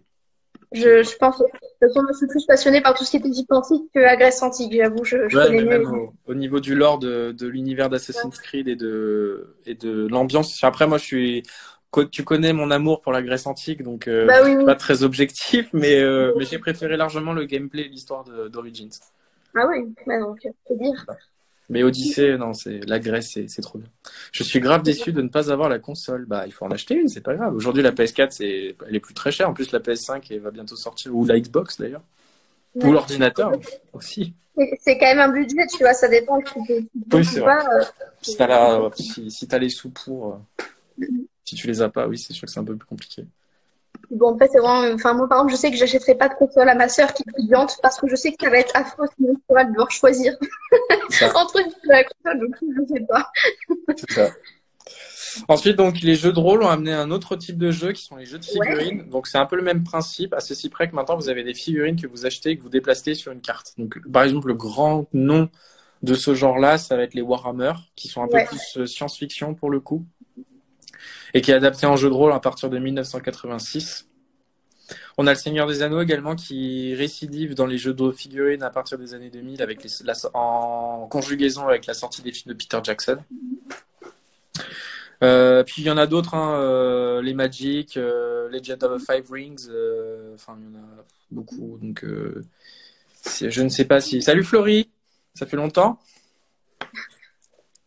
Florie qui est l'auteur du millième pain. C'est bien, c'est que ça on est en train de faire la pub pour toute la maison, c'est parfait. Du millième pain et non pas de la millième pin comme beaucoup peuvent lui faire la blague. Non mais ça arrive très souvent, sache-le. Salut. Et puis, mais tu les as rencontrés d'ailleurs, tous ces gens-là, ou pas? Émeric, Florie. Alors Florie, non, j'ai pas vu. Émeric non plus. De toute façon, moi j'étais quand je suis allée à Paris pour la journée porte ouverte. En fait, il y avait pas grand monde. C'était le début du Corona, donc du coup, bon, j'ai vu Florie, j'ai vu. Mais si, la millième. Est-ce que tu vas nous faire le millième 1 pain? Parce qu'on ne sait pas, est-ce qu'il y a une suite de prévu? D'accord, bah. Non, après, ce sera le millième gland, tu vois, pour rester dans le thème. C'est ça. Oh mon Dieu. Voilà, donc les jeux de figurines. Et puis après, il y a aussi directement tiré de ça les jeux de cartes à collectionner. Donc les cartes Magic, qui sont l'un des plus principaux, qui d'ailleurs encore aujourd'hui sont joués et qui font même partie de championnats sportifs. enfin sportif. Mm. Et comme les cartes Pokémon et les cartes Yu-Gi-Oh, que je pense que tout adolescent de notre génération doit absolument connaître et y a sûrement même déjà joué, ne serait-ce que Ouais. comme ça une fois. Ouais. Moi, je me souviens quand j'étais gamin, enfin adolescent avec mes potes, les cartes Magic et Yu-Gi-Oh, c'était la vie. Non, mais c'est clair, c'est On clair. y jouait beaucoup. Les Warhammer aussi, on y jouait pas mal. Donc voilà. Donc voilà, donc ça c'est tout ce qui est jeux de figurines, jeux de rôle, jeux de cartes aussi. Ensuite, on va avoir ce qu'on appelle des livres-jeux. Alors le Ouais. concept du livre-jeu, c'est très intéressant. C'est le livre où vous êtes le héros. Donc c'est-à-dire que c'est vous qui choisissez les décisions du personnage. Et Netflix a notamment essayé de faire ça via une saison qui est tirée de Black Mirror et Bandersnatch. C'est là où pareil vous jouez, enfin vous choisissez les décisions du personnage. C'est un peu ce qui a été repris après par les jeux vidéo à narratif. Donc les jeux Quantic Dream style Beyond Two Souls, Detroit Become Human plus récemment, Heavy Rain, etc. Excellent. Pardon? Excellent. Il est excellent ce jeu d'ailleurs. Detroit? Ouais, Detroit. J'ai adoré. Ouais, j'ai adoré. C'était génialissime. Moi, c'est pas trop bien fini, mais bon. Ah ouais, moi non, j'ai eu la bonne fin. Bah, moi, j'ai eu 2 personnages qui sont morts quand même. Moi, j'étais un peu triste. Bah, je crois que moi j'en ai qu'un. Ah ouais? Putain. Ouais. Je crois que c'est Kara qui est morte à la fin. Ouais, moi c'est ça. Moi, c'était Clara et la petite fille. Donc voilà. Ah non, moi la petite fille, elle est vivante. Fuck. Elle a survécu parce que je sais plus comment il s'appelle, c'est le grand noir là qui nous accompagne, qui lui aussi est encore vivant, donc il l'a protégé. Ah putain, il était vivant. Moi, il était mort en fait. Bah, c'est pour ça, si tu le tues, c'est le seul moyen pour la petite fille de survivre. Bah c'est bon, c'est bon, c'est pas une grosse perte, tu vois. Enfin, Mon Dieu. Non, moi c'est bon, au moins j'ai sauvé la petite fille, j'étais content. Bon, moi j'ai sauvé le monde. Donc pour revenir à nos moutons, livre-jeu, donc on a par exemple Le Sorcier de la Montagne de Feu de Steve Jackson et de Ian Livingstone en 1982. Je ne sais pas si tu as déjà vu. Pas du tout, Non. pas du tout. Est-ce que tu as déjà fait un livre-jeu? Alors une fois, il y a très longtemps, et c'était même pas de la fantasy, mais je me souviens, j'avais bien aimé, mais c'était vraiment un bouquin, tu vois, classique, ouais. Comme quoi un personnage peut survivre chez Damien, c'était pas gagné. Bah en fait le normal, truc c'est pas moi qui ai fait l'histoire. Voilà. Donc c'est pour ça qu'il survit. Quand t'es auteur, je pense qu'il y a une règle, d'essayer de tuer tous tes personnages, et quand t'es lecteur, le but c'est d'en garder le plus possible en vie, et c'est pour ça qu'il y a une vraie friction auteur-lecteur, hein, ça c'est sûr. Bah je sais pas, mais après moi c'est le genre de la dark fantasy qui s'invite beaucoup à la mort des personnages. Donc je sais que là en relisant le tome 3, mais j'ai lu des passages, j'ai un temps en mode mais pourquoi? Pourquoi tu fais ça? Mais pourquoi le petit? Mais pourquoi? J'avoue. La petite culpabilité, c'est là, oh, j'aurais peut-être pu faire trop. Mais ce personnage-là ne méritait pas de mourir. Pourquoi tu l'as tué? C'est totalement injuste. Mais ouais, mais c'est comme ça, hein. On n'a pas ce qu'on mérite. C'est la vie. Voilà. Moi, ça me fait de la peine qu'il meure. Bah, c'est pas grave. Ensuite, d'autres noms de ce genre de livre-jeu, on a La Sorcellerie de Steve Jackson et ensuite, par exemple, Loup solitaire de Joe Dever et Gary Schalk qui est parti à partir de 1984. Voilà. Je vois qu'il nous reste 1 minute 55. Alors, ce que je te propose peut-être de faire, c'est de couper maintenant et de reprendre direct pour finir avec les jeux de société et les jeux vidéo. D'accord? Ça marche, ça me va. Alors, on se retrouve tous tout de suite dans 30 secondes. Allez, à tout de suite. À tout de suite. Tu comptes à la résurrection. D'accord.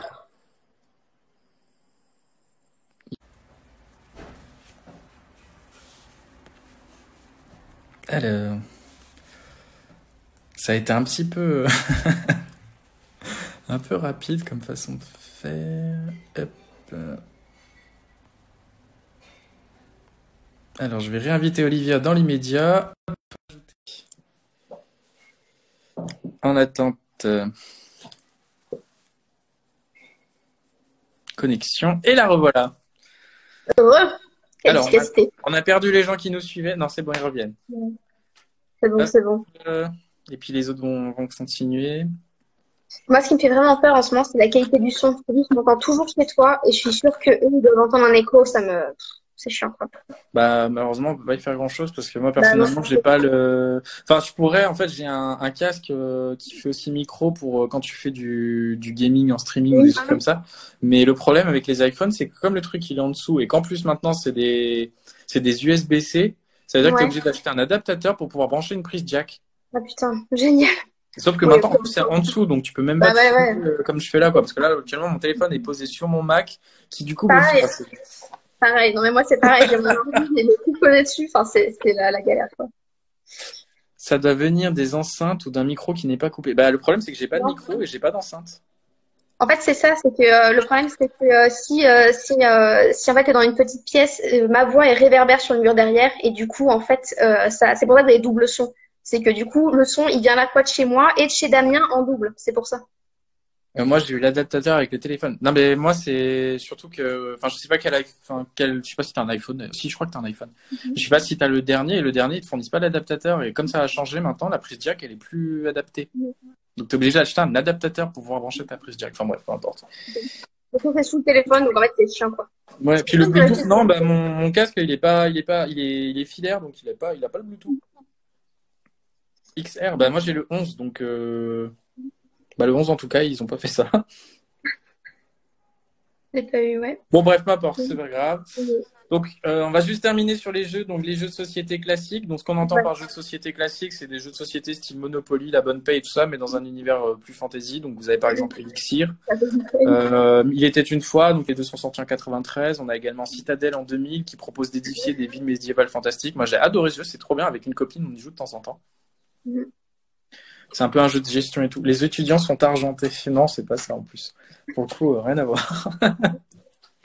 Et ensuite, on a des jeux de société qui sont réadaptés, style Donjons et Dragons, Le Seigneur des Anneaux, et également la série des Warcraft, qui est surtout Ouais. connue pour les jeux vidéo.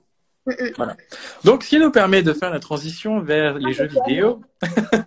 Et là ça va être fun. Là, c'est beaucoup plus drôle déjà. Moi, j'avais. Oula.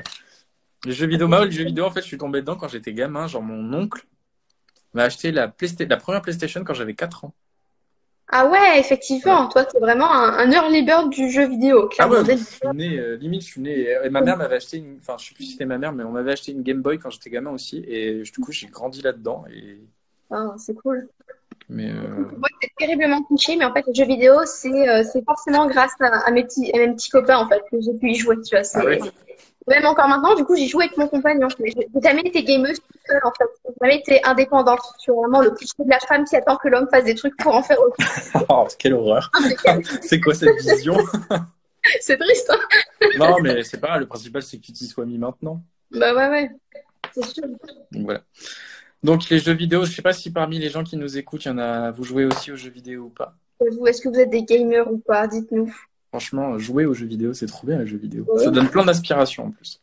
C'est vrai, en fait. Il y a plein de bonnes histoires dans certains bons jeux. Donc, franchement, Moi, je sais que c'est... normalement, je fais des chroniques sur les jeux vidéo, mais je me concentre surtout sur la façon dont est raconté l'histoire plus que Ouais. le gameplay. Ma première console, c'était la DS pour moi avec Pokémon. Et bah, moi, j'avais 10 ans d'avance sur toi avec la Game Boy et aussi Pokémon. J'avais 10 ans d'avance sur toi. Peut-être que tu as 10 ans de plus qu'elle, en fait. Hein. Je sais pas. Peut-être, c'est possible. Donc, Anthony, Zelda, Final Fantasy. Bah écoutez, tout cela, de toute façon, on va en parler, donc ça tombe bien, vous allez pas être perdus. Donc, on a notamment les jeux d'arcade, avec le tout premier jeu d'arcade, considéré comme un jeu d'arcade, qui est Pac-Man, qui est sorti en 1980, classique.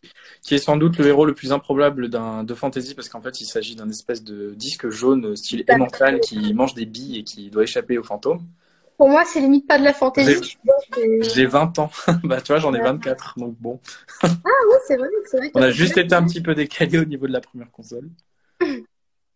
Bon, voilà, donc Pac-Man, bah si, parce que c'est quand même totalement irréaliste comme univers. Donc, Oui, sûr. Oui. après, pour les jeux vidéo, je pense pas qu'il faille se baser sur les mêmes codes de la fantasy que les romans. Ouais, c'est vrai. C'est pas tout à fait pareil. C'est vrai. C'est un jeu de toute façon, donc c'est immédiatement. Parce qu'à ce compte-là, ensuite, on a eu Donkey Kong en 1981 avec le personnage principal de Jumpman, qui est ensuite devenu Mario, en fait. Mais oui. Qui doit du coup sauver la princesse des griffes d'un gorille géant. Enfin, je vais pas C'est vous vrai faire que le schéma. c'est vraiment l'idée. Totalement inspiré de King Kong, hein, on va pas se le cacher. C'est ça. Et les contes classiques Voilà. où le la princesse.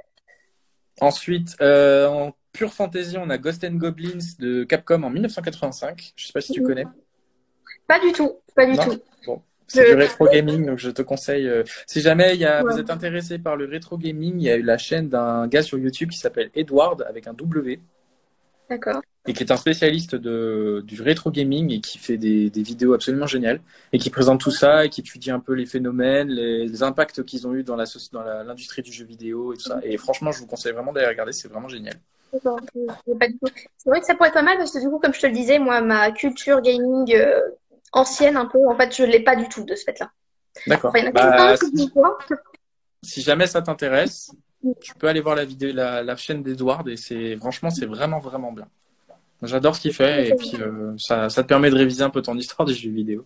Ok, parfait. Voilà. Je vais me le... Ensuite, on a dans les jeux de plateforme. Donc, les jeux de plateforme, concrètement, c'est quand tu dois sauter des obstacles, etc. Oui, donc, style Mario. En fait. On a en 1989 Prince of Persia, développé par Broderbund. Là, je le connais. Celui-là, je le connais, moi je me souviens, j'y jouais, c'était le seul jeu auquel j'ai joué en fait, mais c'était pas avec mes copains, vu que j'étais beaucoup trop jeune, c'était avec mon papa en fait, donc un autre homme, tu vois, vraiment les hommes m'ont vraiment marqué mon histoire. Oui, j'espère que ton papa n'est pas ton petit copain, parce que sinon c'est bizarre. Bienvenue en Game of Thrones, quoi.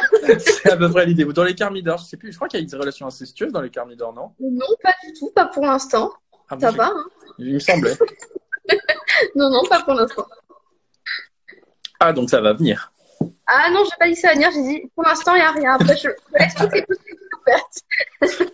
D'ailleurs, si vous n'avez pas lu Les Carmidor, je ne cesserai de le répéter, mais dépêchez-vous d'aller le lire sur Wattpad tant qu'il est disponible. Dépêchez-vous et allez-y lire. Ce livre est génial, bordel de merde, allez le lire. Attends, mais moi j'ai pas tous les commentaires. Bon, ah si, ça y est. Les Carmidor, c'est trop bien. Bah oui, je sais que c'est trop bien. C'est moi qui te l'ai dit d'aller le lire, Anthony, en plus. Alors oui, je sais que c'est trop bien. Non, mais oui. Donc voilà. Donc Prince of Persia, pour les gens qui connaissent pas, c'est directement inspiré des Mille et une nuits. Donc c'est un prince de Perse, mais bien plus dans l'univers de l'ambiance arabe merveilleuse, etc. Qui d'ailleurs a été réadapté ensuite par la société Ubisoft dans les années 2000 autour de la PlayStation. Et moi, je me souviens que mon premier jeu que j'avais sur la PlayStation 2, c'était le Prince of Persia, les Sables du Temps.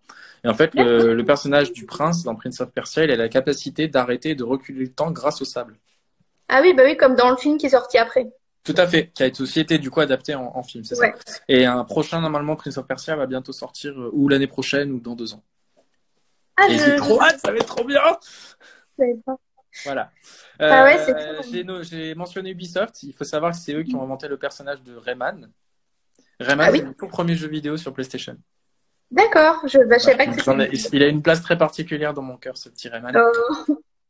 Donc, qui est dans un univers cartoon, mais qui est complètement merveilleux, donc avec des personnages, des espèces de petites fées, des trucs comme ça, et qui a ensuite donné lieu à une grande série de jeux vidéo, qui a ensuite rencontré les lapins crétins, notamment. Parfait. Et voilà. C'est le carton d'Ubisoft. C'est un des cartons d'Ubisoft, parce qu'après, il y a eu d'autres comme Assassin's Creed, Prince of Persia. D'ailleurs, ce qui est intéressant de savoir, si jamais vous êtes intéressé par ça, c'est que Assassin's Creed, le tout premier jeu qui est sorti en 2007, à la base, était un Prince of Persia. D'accord. Sauf qu'il a pris une telle importance et l'univers a été vachement. Ça pouvait donner lieu à quelque chose de vraiment bien qui, du coup, est devenu le premier Assassin's Creed. C'est pour ça que ça ressemble beaucoup, en fait. Ouais, effectivement. Puis en plus, ça se passe à Jérusalem, il me semble, le premier, c'est ça? Pardon? Le tout premier Assassin's Creed, il se passe à Jérusalem, si je dis pas de bêtises. Oui, c'est pendant la guerre des croisades. Pendant les croisades avec Richard Cœur de Lion, Saladin, etc. Ils lui ont mis la capuche après, exactement. C'est ça. C'est exactement ça. Non, mais en fait, à la base. Je pense que ça s'est passé comme ça dans les studios. Ils étaient là, attendez les gars, je vais trouver. Là, il mettait la capuche. Ah, c'est un nouveau personnage, incroyable. Ouais, mais après, ils ont créé la lame secrète et puis tout ce qui va avec. Donc, voilà. Ouais. Donc, voilà, c'est trop bien. Ensuite, on a dans les jeux d'aventure et les jeux de rôle, on a par exemple Colossal Cave Adventure qui est sorti en 1972 avec Willie Crowther qui est en fait un gars connu du rôlisme. Donc le rôlisme, c'est lié aux jeux de rôle en fait. Donc c'est les gens qui, comme moi, adolescents, étaient rôlistes, c'est-à-dire qu'on crée des histoires pour les jeux de rôle. Voilà. Ensuite, on a la société Infocom qui a été créée par des étudiants d'MIT qui a lancé Zork en 1980. Et qui consiste en fait à visiter des souterrains via ton joueur et tu découvres des trésors, des trucs comme ça. Voilà. Ensuite, on a eu des jeux vidéo qui ont été adaptés déjà de films comme par exemple Dark Crystal en 1982, King Quest en 1984 qui a introduit la 3D dans le jeu d'aventure d'ailleurs. Vous imaginez même pas la révolution que ça a été en fait. Bah si, Voilà. Ensuite, on parlait tout à l'heure de George Lucas et de sa société. En fait, il y a une société annexe au film qui est LucasArts et qui s'est, elle, lancée dans les jeux vidéo. Et ça a été notamment la naissance de Monkey Island en 1990. Qui est, là aussi, en fait, c'est un point and click. C'est-à-dire que vous êtes sur des tableaux et vous devez trouver des objets ou des choses comme ça pour avancer dans l'histoire au fur et à mesure. Et il y a également eu les jeux Indiana Jones. Mais bon, là, ça relève pas de la fantasy, mais c'est plus du fantastique, style Tomb Raider, quoi. Ouais. Voilà. Ouais, j'avoue, c'est vrai que ça, c'est moins fantasy que c'est particulier. C'est ça. Ensuite, on a eu des jeux qui ont été plus adaptés de jeux de rôle comme Donjons et Dragons, avec notamment Rogue en 1980. Ouais. Qui est là dans le même principe, en fait, que, enfin, je sais pas si tu connais, mais c'est dans le même principe que Zork. Où là, c'est pareil, tu visites des souterrains, des donjons et tu dois récupérer des trésors. D'accord. Non, mais écoute, moi, je ne connaissais pas. Alors, pour ceux qui nous rejoignent, on est en train de traiter là des jeux vidéo et de la fantasy. De la fantasy dans les jeux vidéo, voilà.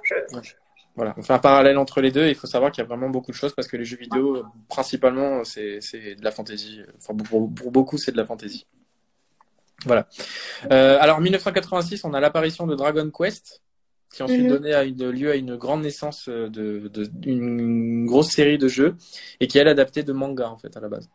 Donc, voilà, c'est japonais. Ensuite, on a toujours de nos confrères japonais la grande série et l'une des plus grandes séries de Shigeru Miyamoto qui est The Legend of Zelda. Ce qui est très intéressant d'ailleurs dans The Legend of Zelda, c'est que tu ne joues pas le personnage de Zelda mais de Link. Non, c'est vrai. Tu dois sauver la princesse Zelda, mais tu ne joues pas à Zelda. Non, c'est sûr. Moi, j'ai déjà vu passer des espèces de tweets un peu parodiques en mode et ça serait quoi si Zelda était une fille, tu vois, mais Zelda, c'est une fille. Voilà, donc The Legend of Zelda, les histoires ne se suivent pas, enfin du moins très peu se suivent. Il y en a quelques-unes, mais principalement. Et là d'ailleurs, le dernier qui est sorti, Breath of the Wild sur la Nintendo Switch, est une petite pépite du genre. Dans la même veine, on a la série des Final Fantasy qui a été lancée en 1987 avec le tout premier et qui a donné lieu à de nombreux titres. Il y en a plus d'une vingtaine aujourd'hui et qui frôle entre la science-fiction et la fantasy, c'est pareil. Ouais. Non, c'est Link qui veut jouer avec Zelda, oui aussi. Et Final Fantasy, je sais pas si tu connais les Final Fantasy, si tu as déjà joué, si tu connais. Alors, j'ai un tout petit peu, mais genre vite fait, j'ai regardé quelqu'un y jouer et puis bon, moi jamais en tout cas. Bah là, ils ont fait le remake du tout premier qui est sorti et c'est génial. Le Final Fantasy VII Remake, oh là là, c'est une tuerie. Enfin bon, voilà. Donc si jamais vous savez pas quoi jouer et que vous avez 40 heures de jeu devant vous, bah faites-le. Voilà. Ensuite, en 1996, c'est l'apparition des Pokémon. Oui. Grande série qui, pour beaucoup, ont été les premiers jeux vidéo, je pense. Moi, ça a été mon premier, en tout cas, avec Pokémon Rouge. Donc, de la firme Nintendo. Donc, je pense qu'on n'a pas besoin de présenter ce que sont les Pokémon. Je pense que tout le monde connaît. Tout le monde a j'espère. Ensuite, dans le côté MMORPG, on a Fable en 2004. Ça, je connais. J'ai vu aussi quelqu'un y jouer. Voilà. C'est comme ça que je connais. Voilà, donc là vous avez une grande liberté en tant que joueur, vous avez aussi les actions du héros qui sont déterminantes et qui font évoluer sa réputation et aussi l'histoire en elle-même. Et en fonction, tu as une gueule plus ou moins esthétique d'ailleurs. Si jamais t'es vraiment un gros méchant, t'as une tête de méchant et si t'es super gentil, t'es à peu près beau gosse.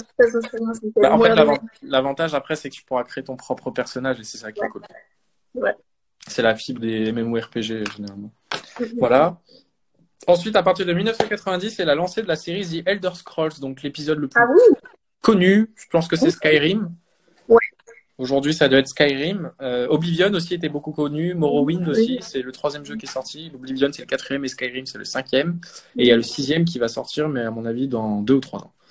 D'accord, ok. Et là, je me souviens que Skyrim, ça avait été quand même vachement impressionnant, comme ça, c'était genre la plus grande map à l'époque, ou genre de choses. Si, mais ça va même plus loin que ça, c'est-à-dire que Skyrim, c'est un gros univers. Enfin, en fait, pour ceux qui connaissent pas The Elder Scrolls, en fait, les jeux se passent dans l'univers des The Elder Scrolls et chaque jeu est consacré à un pays. Donc, on a le pays de Morrowind, le pays de Skyrim, le pays d'Oblivion, et il y en a plein des comme ça. Ouais. Et là, du coup, en fait, dans Skyrim, tu joues un descendant de dragon qui a la fameuse capacité du cri du dragon. Et c'est très inspiré, d'ailleurs, on parlait tout à l'heure des Vikings et de la mythologie scandinave, et c'en est extrêmement inspiré. Ouais. Parce que votre personnage, c'est carrément un Viking pour peu que vous l'ayez en humain. Et c'est ça qui est intéressant dans les Elder Scrolls, c'est que vous pouvez jouer plusieurs espèces. Donc, vous pouvez jouer un humain, vous pouvez jouer une espèce de chat, vous pouvez jouer une espèce de dragon. Il y a hyper bizarre, genre une espèce de lézard machin bizarroïde. Enfin, Oui, je me souviens plus du nom de la race, mais ouais, il y a un espèce de serpent lézard les bizarre. modes, tous les modes qu'il y a aussi sur Skyrim, là, on compte plus Oui. les modes à la con qui existent aussi. Ah bah les modes, voilà, c'est sûr. Ensuite, ça c'est pour tout ce qui est plutôt jeu de rôle. Ensuite, on a les jeux de stratégie. Je sais pas si ça te parle, les jeux de stratégie. Si, un peu, tu vois, moi, je vois par exemple Warcraft Blizzard, là, tu vois, ça c'est pareil, c'est tout. Voilà. Dragon Force aussi, chez Sega. Il y a eu Myst en 1997. Ensuite, on a eu les Heroes Magic. On a eu les Warhammer aussi. Donc les jeux de stratégie, bah, comme son nom l'indique, hein, c'est vous qui faites une stratégie de bataille, etc. Ça ressemble un petit peu aux jeux de gestion, mais beaucoup plus porté sur l'action et votre façon de réfléchir à comment faire. Ensuite, dans les jeux de gestion, juste du coup, on en parle, mais vous avez par exemple les Age of Mythology, Age of Empire, ce genre de jeux. Ouais. Et ensuite, on a ce qu'on appelle les jeux en ligne, enfin tout ce qui est jeux en ligne, donc les Meporg et tout ça. Enfin, donc là, vous avez, je sais pas, il y en a tellement que World of Warcraft, je pense que c'est le plus connu. Ouais. Vous avez Dofus aussi. Ouais, connu aussi. En tout cas, moi, je le connais, donc c'est que c'est connu. Dofus. Ensuite, vous avez, qu'est-ce que vous avez d'autre qui pourrait vous parler? Salut, Rémi. Ouais, les Warcraft, les Dofus. Après, vous avez beaucoup d'univers qui sont tirés aussi de la légende arthurienne et tout ça. Donc, au niveau des jeux vidéo, il y en a vraiment pas mal. Et ensuite, la dernière classe, on va dire, dans ces jeux vidéo-là, c'est surtout ceux qui sont adaptés, notamment de films de fantasy qui sont sortis ou de séries, tout ça. Donc, par exemple, Le Seigneur des Anneaux, les Harry Potter, les Star Wars, il y en a eu énormément, les Narnia, même le film Eragon a connu une adaptation. Et ce qui est intéressant avec ça, c'est que généralement le jeu sort en même temps que le film pour faire la promotion en fait. D'accord, d'accord. Donc après le film, le jeu n'est pas forcément gage de qualité par rapport au film et vice versa, mais ouais, c'est très courant d'accompagner ça. Voilà. Non, mais ouais, c'est vrai. Et en général, c'est même souvent des petites boîtes qui développent ce genre de jeu à côté, en fait. Vraiment, je sais que l'ancienne boîte de mon copain, par exemple, ils avaient développé un jeu qui était sorti en même temps qu'Aquaman, en fait. Donc, tu vois, parce que ça permet justement de faire un peu de pub, tout ça, et c'est tout le temps délégué à une autre boîte, en fait. Voilà. Oui, puis les jeux vidéo basés sur les héros, c'est pareil, on n'en a pas parlé, mais il y en a une quantité extrême. Il y en a eu tellement que... Comme les Harry Potter, on se rend pas compte, mais en fait, les Harry Potter, il y en a eu plein de jeux. Bah ouais, c'est clair. Je crois même qu'il y a des jeux Game of Thrones maintenant. Oui, c'est fait par le studio Telltale et c'est des jeux narratifs.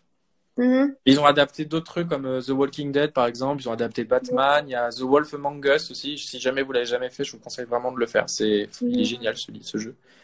Enfin, c'est des jeux qui sont vraiment beaucoup portés sur la narration plutôt que le gameplay en lui-même. Et c'est ça qui est intéressant. Donc, c'est ça que j'aime bien étudier.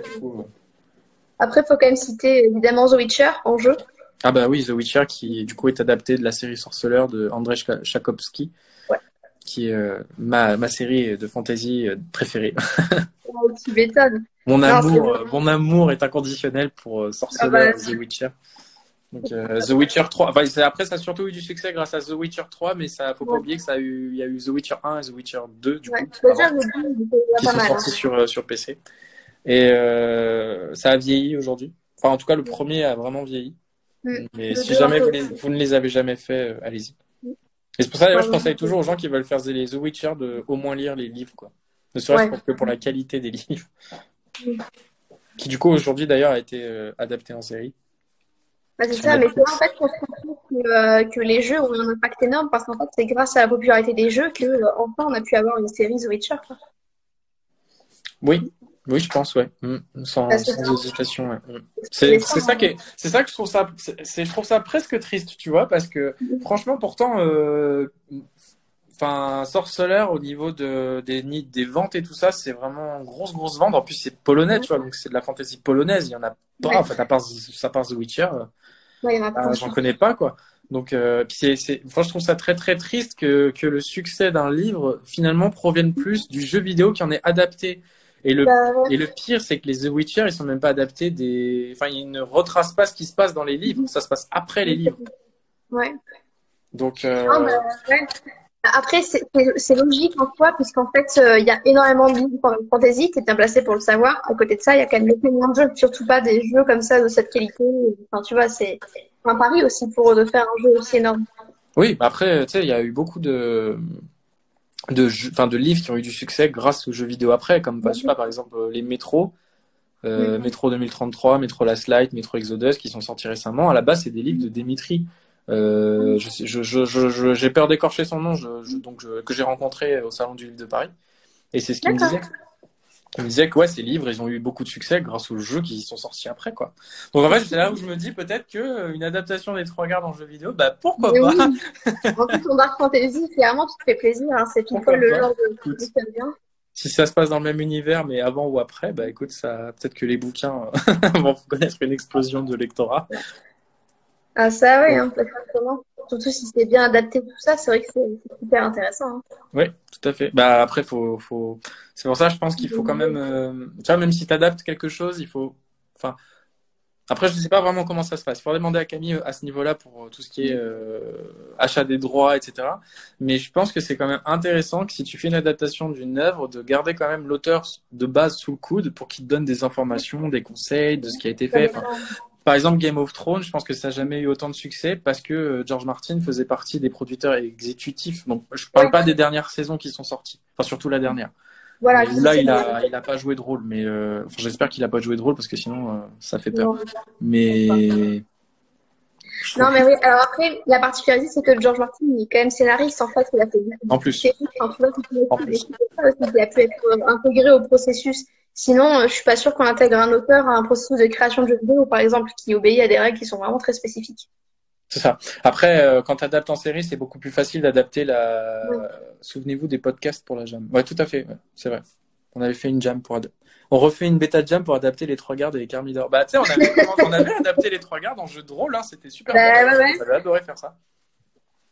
Mais de toute façon, c'est reprévu l'année prochaine. Ah, chouette. Normalement, on est censé refaire une jam l'année prochaine, donc ça va être cool. Et ça durera plus longtemps parce que là, t'imagines, on avait que 3 jours pour faire les jeux. C'est très très peu. Hein. De toute façon, tu fais pas. Là, je pense qu'on aura une semaine apparemment. Mais bon, c'est à Camille d'authentifier ça parce que je crois que c'est ce qu'elle avait dit, mais bon, j'ai pas envie de dire de bêtises. Mais bon, et comme je disais, oui, je pense que c'est plus simple d'adapter une série de livres en série télévisée, par exemple, parce que tu as quand même plus de place pour te. Bah, t'as plus de temps pour bien écouter les articles.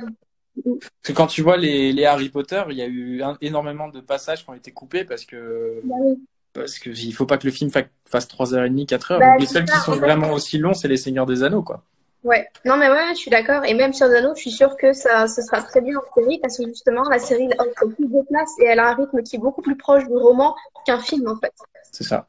Après, ce qui est rigolo avec Le Seigneur des Anneaux, les films de Peter Jackson, c'est que le 1 est le plus long des livres, mais c'est le plus long des films, et le 3 est le plus court des livres, et c'est le plus long des films. Ouais, bah ça c'est drôle. Hein. Le film en version longue, il fait 4 heures, alors que le livre en lui-même, il doit faire 250, 300 pages. C'est fou ça. Ouais, je sais pas. C'est trop bizarre. Mais c'est rigolo, tiens, justement. Tu vois. Mais c'est vrai que c'est dans le 1, il faut dire qu'il se balade beaucoup. Ouais, quand même, ouais, franchement. C'est peut-être pour ça. Les jeux sont d'ailleurs accessibles sur les sites Itch.io. Oui, tout à fait, ouais, c'est vrai. Ils y sont toujours? Oui, je vois aussi quand même, je pense. Ils doivent y être toujours. Donc voilà. Donc, écoutez, là, on a vu tout ce qui est médias, de fantasy et autres médias. Donc, on va essayer de faire une conclusion, une synthèse générale de la chose. Est-ce que tu veux te lancer dans cette synthèse? Alors, en plus, si on peut pas. Sinon, je vais essayer, tu vois, et puis après, tu n'auras qu'à compléter. Mais en plus, ce que je vois, c'est que les thèmes de la semaine dernière, c'était vachement divers aussi. C'était la musique, la bande dessinée, les mangas. Cette fois-ci, on a vu le cinéma, la télévision, les jeux de société et les jeux vidéo. Enfin, c'est très riche.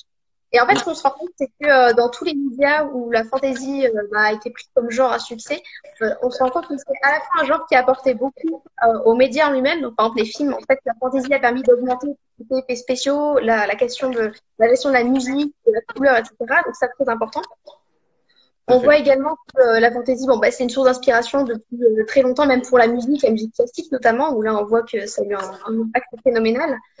La bande dessinée aussi très riche en fantasy, et puis évidemment la télévision qui s'est vraiment emparée du thème. Donc en fait, on se rend compte que c'est le genre en fait de fantasy a nourri les autres médias et pas uniquement que le livre, mais en plus elle leur a permis d'évoluer aussi. Donc je trouve que c'est vraiment très intéressant parce que je suis pas tout à fait certaine qu'un genre comme la romance ait eu un tel impact sur la télévision par exemple, ou en termes techniques en tout cas. Je ne pense pas. Après, la romance, c'est plus facilement adaptable quand même. Parce que le budget est moindre. Après, il faut pas non plus retirer ce que la romance a apporté au monde du cinéma, de la musique, enfin tout autre domaine. Puis de toute façon, en plus, dans la fantasy, on retrouve de la romance. Donc finalement, Ouais, c'est vrai. c'est partie intégrante de tout ça. Non, mais du coup, ouais, ce qui est intéressant de voir avec la fantasy, c'est que mine de rien, même si ça a été un genre, même en tout cas en France, vachement laissé en arrière, on voit quand même toutes les influences qu'elle a eues au fur et à mesure des années aux États-Unis notamment, ou au Japon, avec la création des dessins animés, des films, des mangas, des bandes dessinées, des animés issus de ces mangas, enfin les jeux vidéo aussi beaucoup. On voit qu'il y a énormément de jeux vidéo qui sont inspirés de la fantasy. Donc, parce que peut-être qu'on peut imaginer du coup que ça vient de la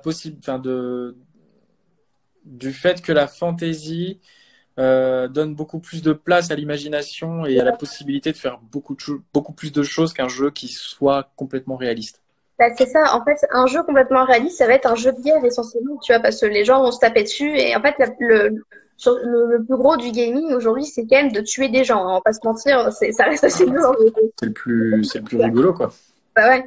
Mais du coup, c'est pour ça que la fantasy, c'est un milieu qui permet beaucoup de choses parce que on imagine mal, en fait, adapter, par exemple, en jeu vidéo. Pareil, je disais la romance tout à l'heure, bah, la même chose, en fait. Vous imaginez, vous, une romance en jeu vidéo? Enfin, c'est ce qui se passerait. Enfin, ça existe, mais c'est des. Ouais. Bah, d'ailleurs, Elodie et Camille avaient fait un épisode là-dessus, c'était sur la place des femmes là-dedans. Ouais, et oui, on voit où il y a des jeux vidéo où le but du jeu, c'est d'enlever la culotte de la fille, quoi. Donc, c'est ça. les Sims. Ouais, les Sims, c'est totalement différent. C'est vrai. Les Sims. Oui, c'est un peu le but dans les Sims. Les Sims, le but du jeu, c'est pas qu'ils meurent quand même. Ouais. Et même des jeux assez neutres comme Minecraft, par exemple, qui est un des seuls jeux auxquels je joue toute seule. Minecraft, on voit qu'en fait, l'emprunt en fantasy, il est énorme aussi, tu vois. C'est tout un truc avec des créatures imaginaires et que c'est de la t'as plein fantasy, d'arbres. Minecraft. Hein.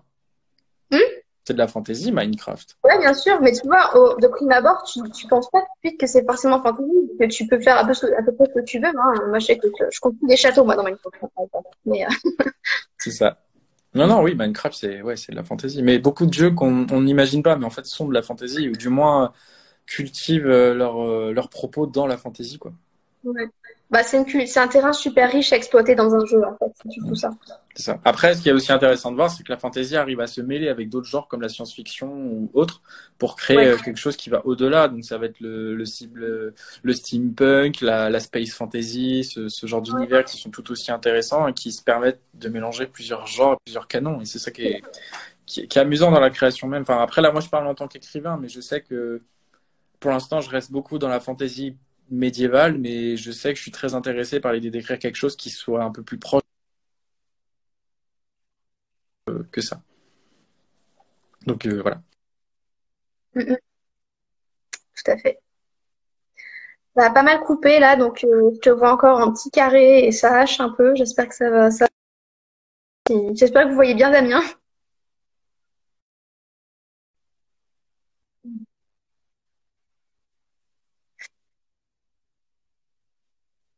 Oula, oula, oula. Ça va, tu m'entends? Ouais, non, alors je sais pas si vous avez. Enfin, si t'as vu des commentaires, moi je sais que ça a figé. Moi je sais qu'il y a tout qui bug ici. Je sais pas si tu m'entends.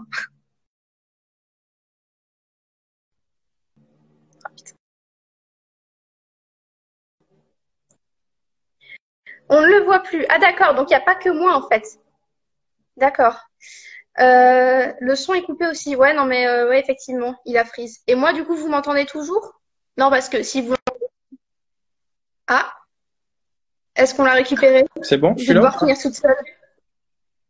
Ouais, tu es là, c'est bon. Là, c'est bon. On a un peu paniqué. Je dis que c'est moi qui ai bugué. En fait, je sais pas, mais c'est ma 4G qui a dit fuck off et passe en Wi-Fi. D'accord. Bon, bah, du coup, je vais finir en Wi-Fi, façon... mais on va juste conclure en disant que du coup, la fantasy, donc on l'a vu pendant ces pratiquement 3h30 là, on a une place dans tous les autres médias. Que ce soit donc la musique, les bandes dessinées, les jeux vidéo, les films, les séries, etc. Voilà. Non, je suis désolé, hein, je sais pas ce qui s'est passé. C'est que ma 4G, elle m'a dit va te faire foutre et voilà. Mais ça marche. Bah, je suis désolé, je peux rien faire malheureusement. J'ai un très mauvais réseau à Lyon, je sais pas pourquoi, mais je pense que tout le monde est sur la bande passante. Donc bon, de toute façon, on va conclure. Donc voilà. Donc, bah, écoutez, j'espère qu'en tout cas, ça vous a intéressé ce qu'on a fait. Je sais que ça s'est un petit peu éternisé sur 2 épisodes, mais il y avait tellement de choses à dire que pas le choix. Voilà. Si vous avez des questions, si vous avez des choses sur lesquelles on n'a pas été clair, des choses sur lesquelles vous voulez qu'on revienne, n'hésitez pas à vous envoyer un message, que ce soit à moi sur ma page auteur, à Olivia sur sa page auteur ou sur la page auteur de Beta Publisher, enfin sur la page de Beta Publisher directement. Si vous avez aussi des idées de sujets qu'on pourrait travailler ensemble, qu'on pourrait vous présenter, en discuter un petit peu tout ça, vous n'hésitez pas non plus. Nous, je sais qu'on a d'autres idées pour l'instant, donc à voir si ça se fera. Normalement, samedi de la semaine prochaine, on est censé faire un épisode sur la fantasy, le cross-média. Pour cet épisode-ci, je vous invite notamment à nous envoyer des questions sur nos pages auteurs ou sur celles de Beta Publisher, qu'on fasse un petit peu de recherche en amont et qu'on puisse y répondre, parce que le cross-média, c'est quand même quelque chose d'un petit peu particulier, d'un petit peu nouveau dans le monde de l'édition. Donc cette fois-ci, Camille sera des nôtres parce que c'est la plus à même de répondre à vos questions, je pense, en tant qu'éditrice, plus que nous, en tant qu'auteur. Quoique Olivia, toi, tu es un petit peu quand même familière de ce genre d'univers, je pense. Voilà, donc moi, je sais que de vous deux, c'est moi le moins... Je sais pas, après toi tu as déjà édité, donc tu as déjà aussi mis les mains dans le cross-média avec la création d'un jeu vidéo aussi. Donc, oui, c'est vrai, mais c'est moins, je pense que c'est quand même moins parlant que toi. Disons que moi, j'ai aussi eu plein de copains qui étaient soit développeurs, soit développeurs 3D, soit créateurs de jeux. Enfin, du coup, voilà, j'ai eu plein de copains dans plein de domaines, du coup je connais pas mal de choses. Bon, ben, c'est parfait, tant mieux. Donc, non, mais de toute façon, on verra. Je pense que j'interviendrai peut-être un peu moins pour vous laisser plus de temps de parole à toi et Camille pour discuter plus sérieusement de l'idée cross-média. Donc, ça sera peut-être aussi l'occasion pour nous de montrer ce qu'on essaie de faire un petit peu avec nos propres romans chez Beta Publisher. C'est vrai. Donc, voilà. Bah, écoutez, en tout cas, merci à tous de nous avoir écoutés. Comme je le dis, si jamais vous avez des questions, des remarques, des commentaires, quoi que ce soit, vous n'hésitez pas à envoyer un message. C'est avec plaisir qu'on vous répondra. Tout à fait. Et puis, nous vous donnons rendez-vous samedi prochain à 15h, normalement, mais on vous confirmera via les stories Snapchat, via Snapchat ou que sais-je encore, Instagram, etc. Instagram et Facebook, surtout. Surtout. Bah, j'essaie de mettre un petit peu une ambiance aussi sur Snapchat, mais j'ai l'impression que c'est un peu de plus en plus délaissé par les gens. J'ai même pas moi Snapchat, tu vois. Donc... Ah ouais, bah écoute. Bon, j'avais pas Instagram il y a peu de temps. Voilà. Et ben Olivier, en tout cas, merci d'être venu et de m'avoir accompagné. Oui, t'inquiète, ça le fait tout seul. J'ai mis l'option. Super. Et puis, je te dis à samedi prochain. Je vous dis ça samedi prochain à tous. Et puis on discutera du coup du cross-média et de la fantasy. Voilà. Je vous fais des bisous à tous. Et puis à samedi prochain. Salut. Ciao.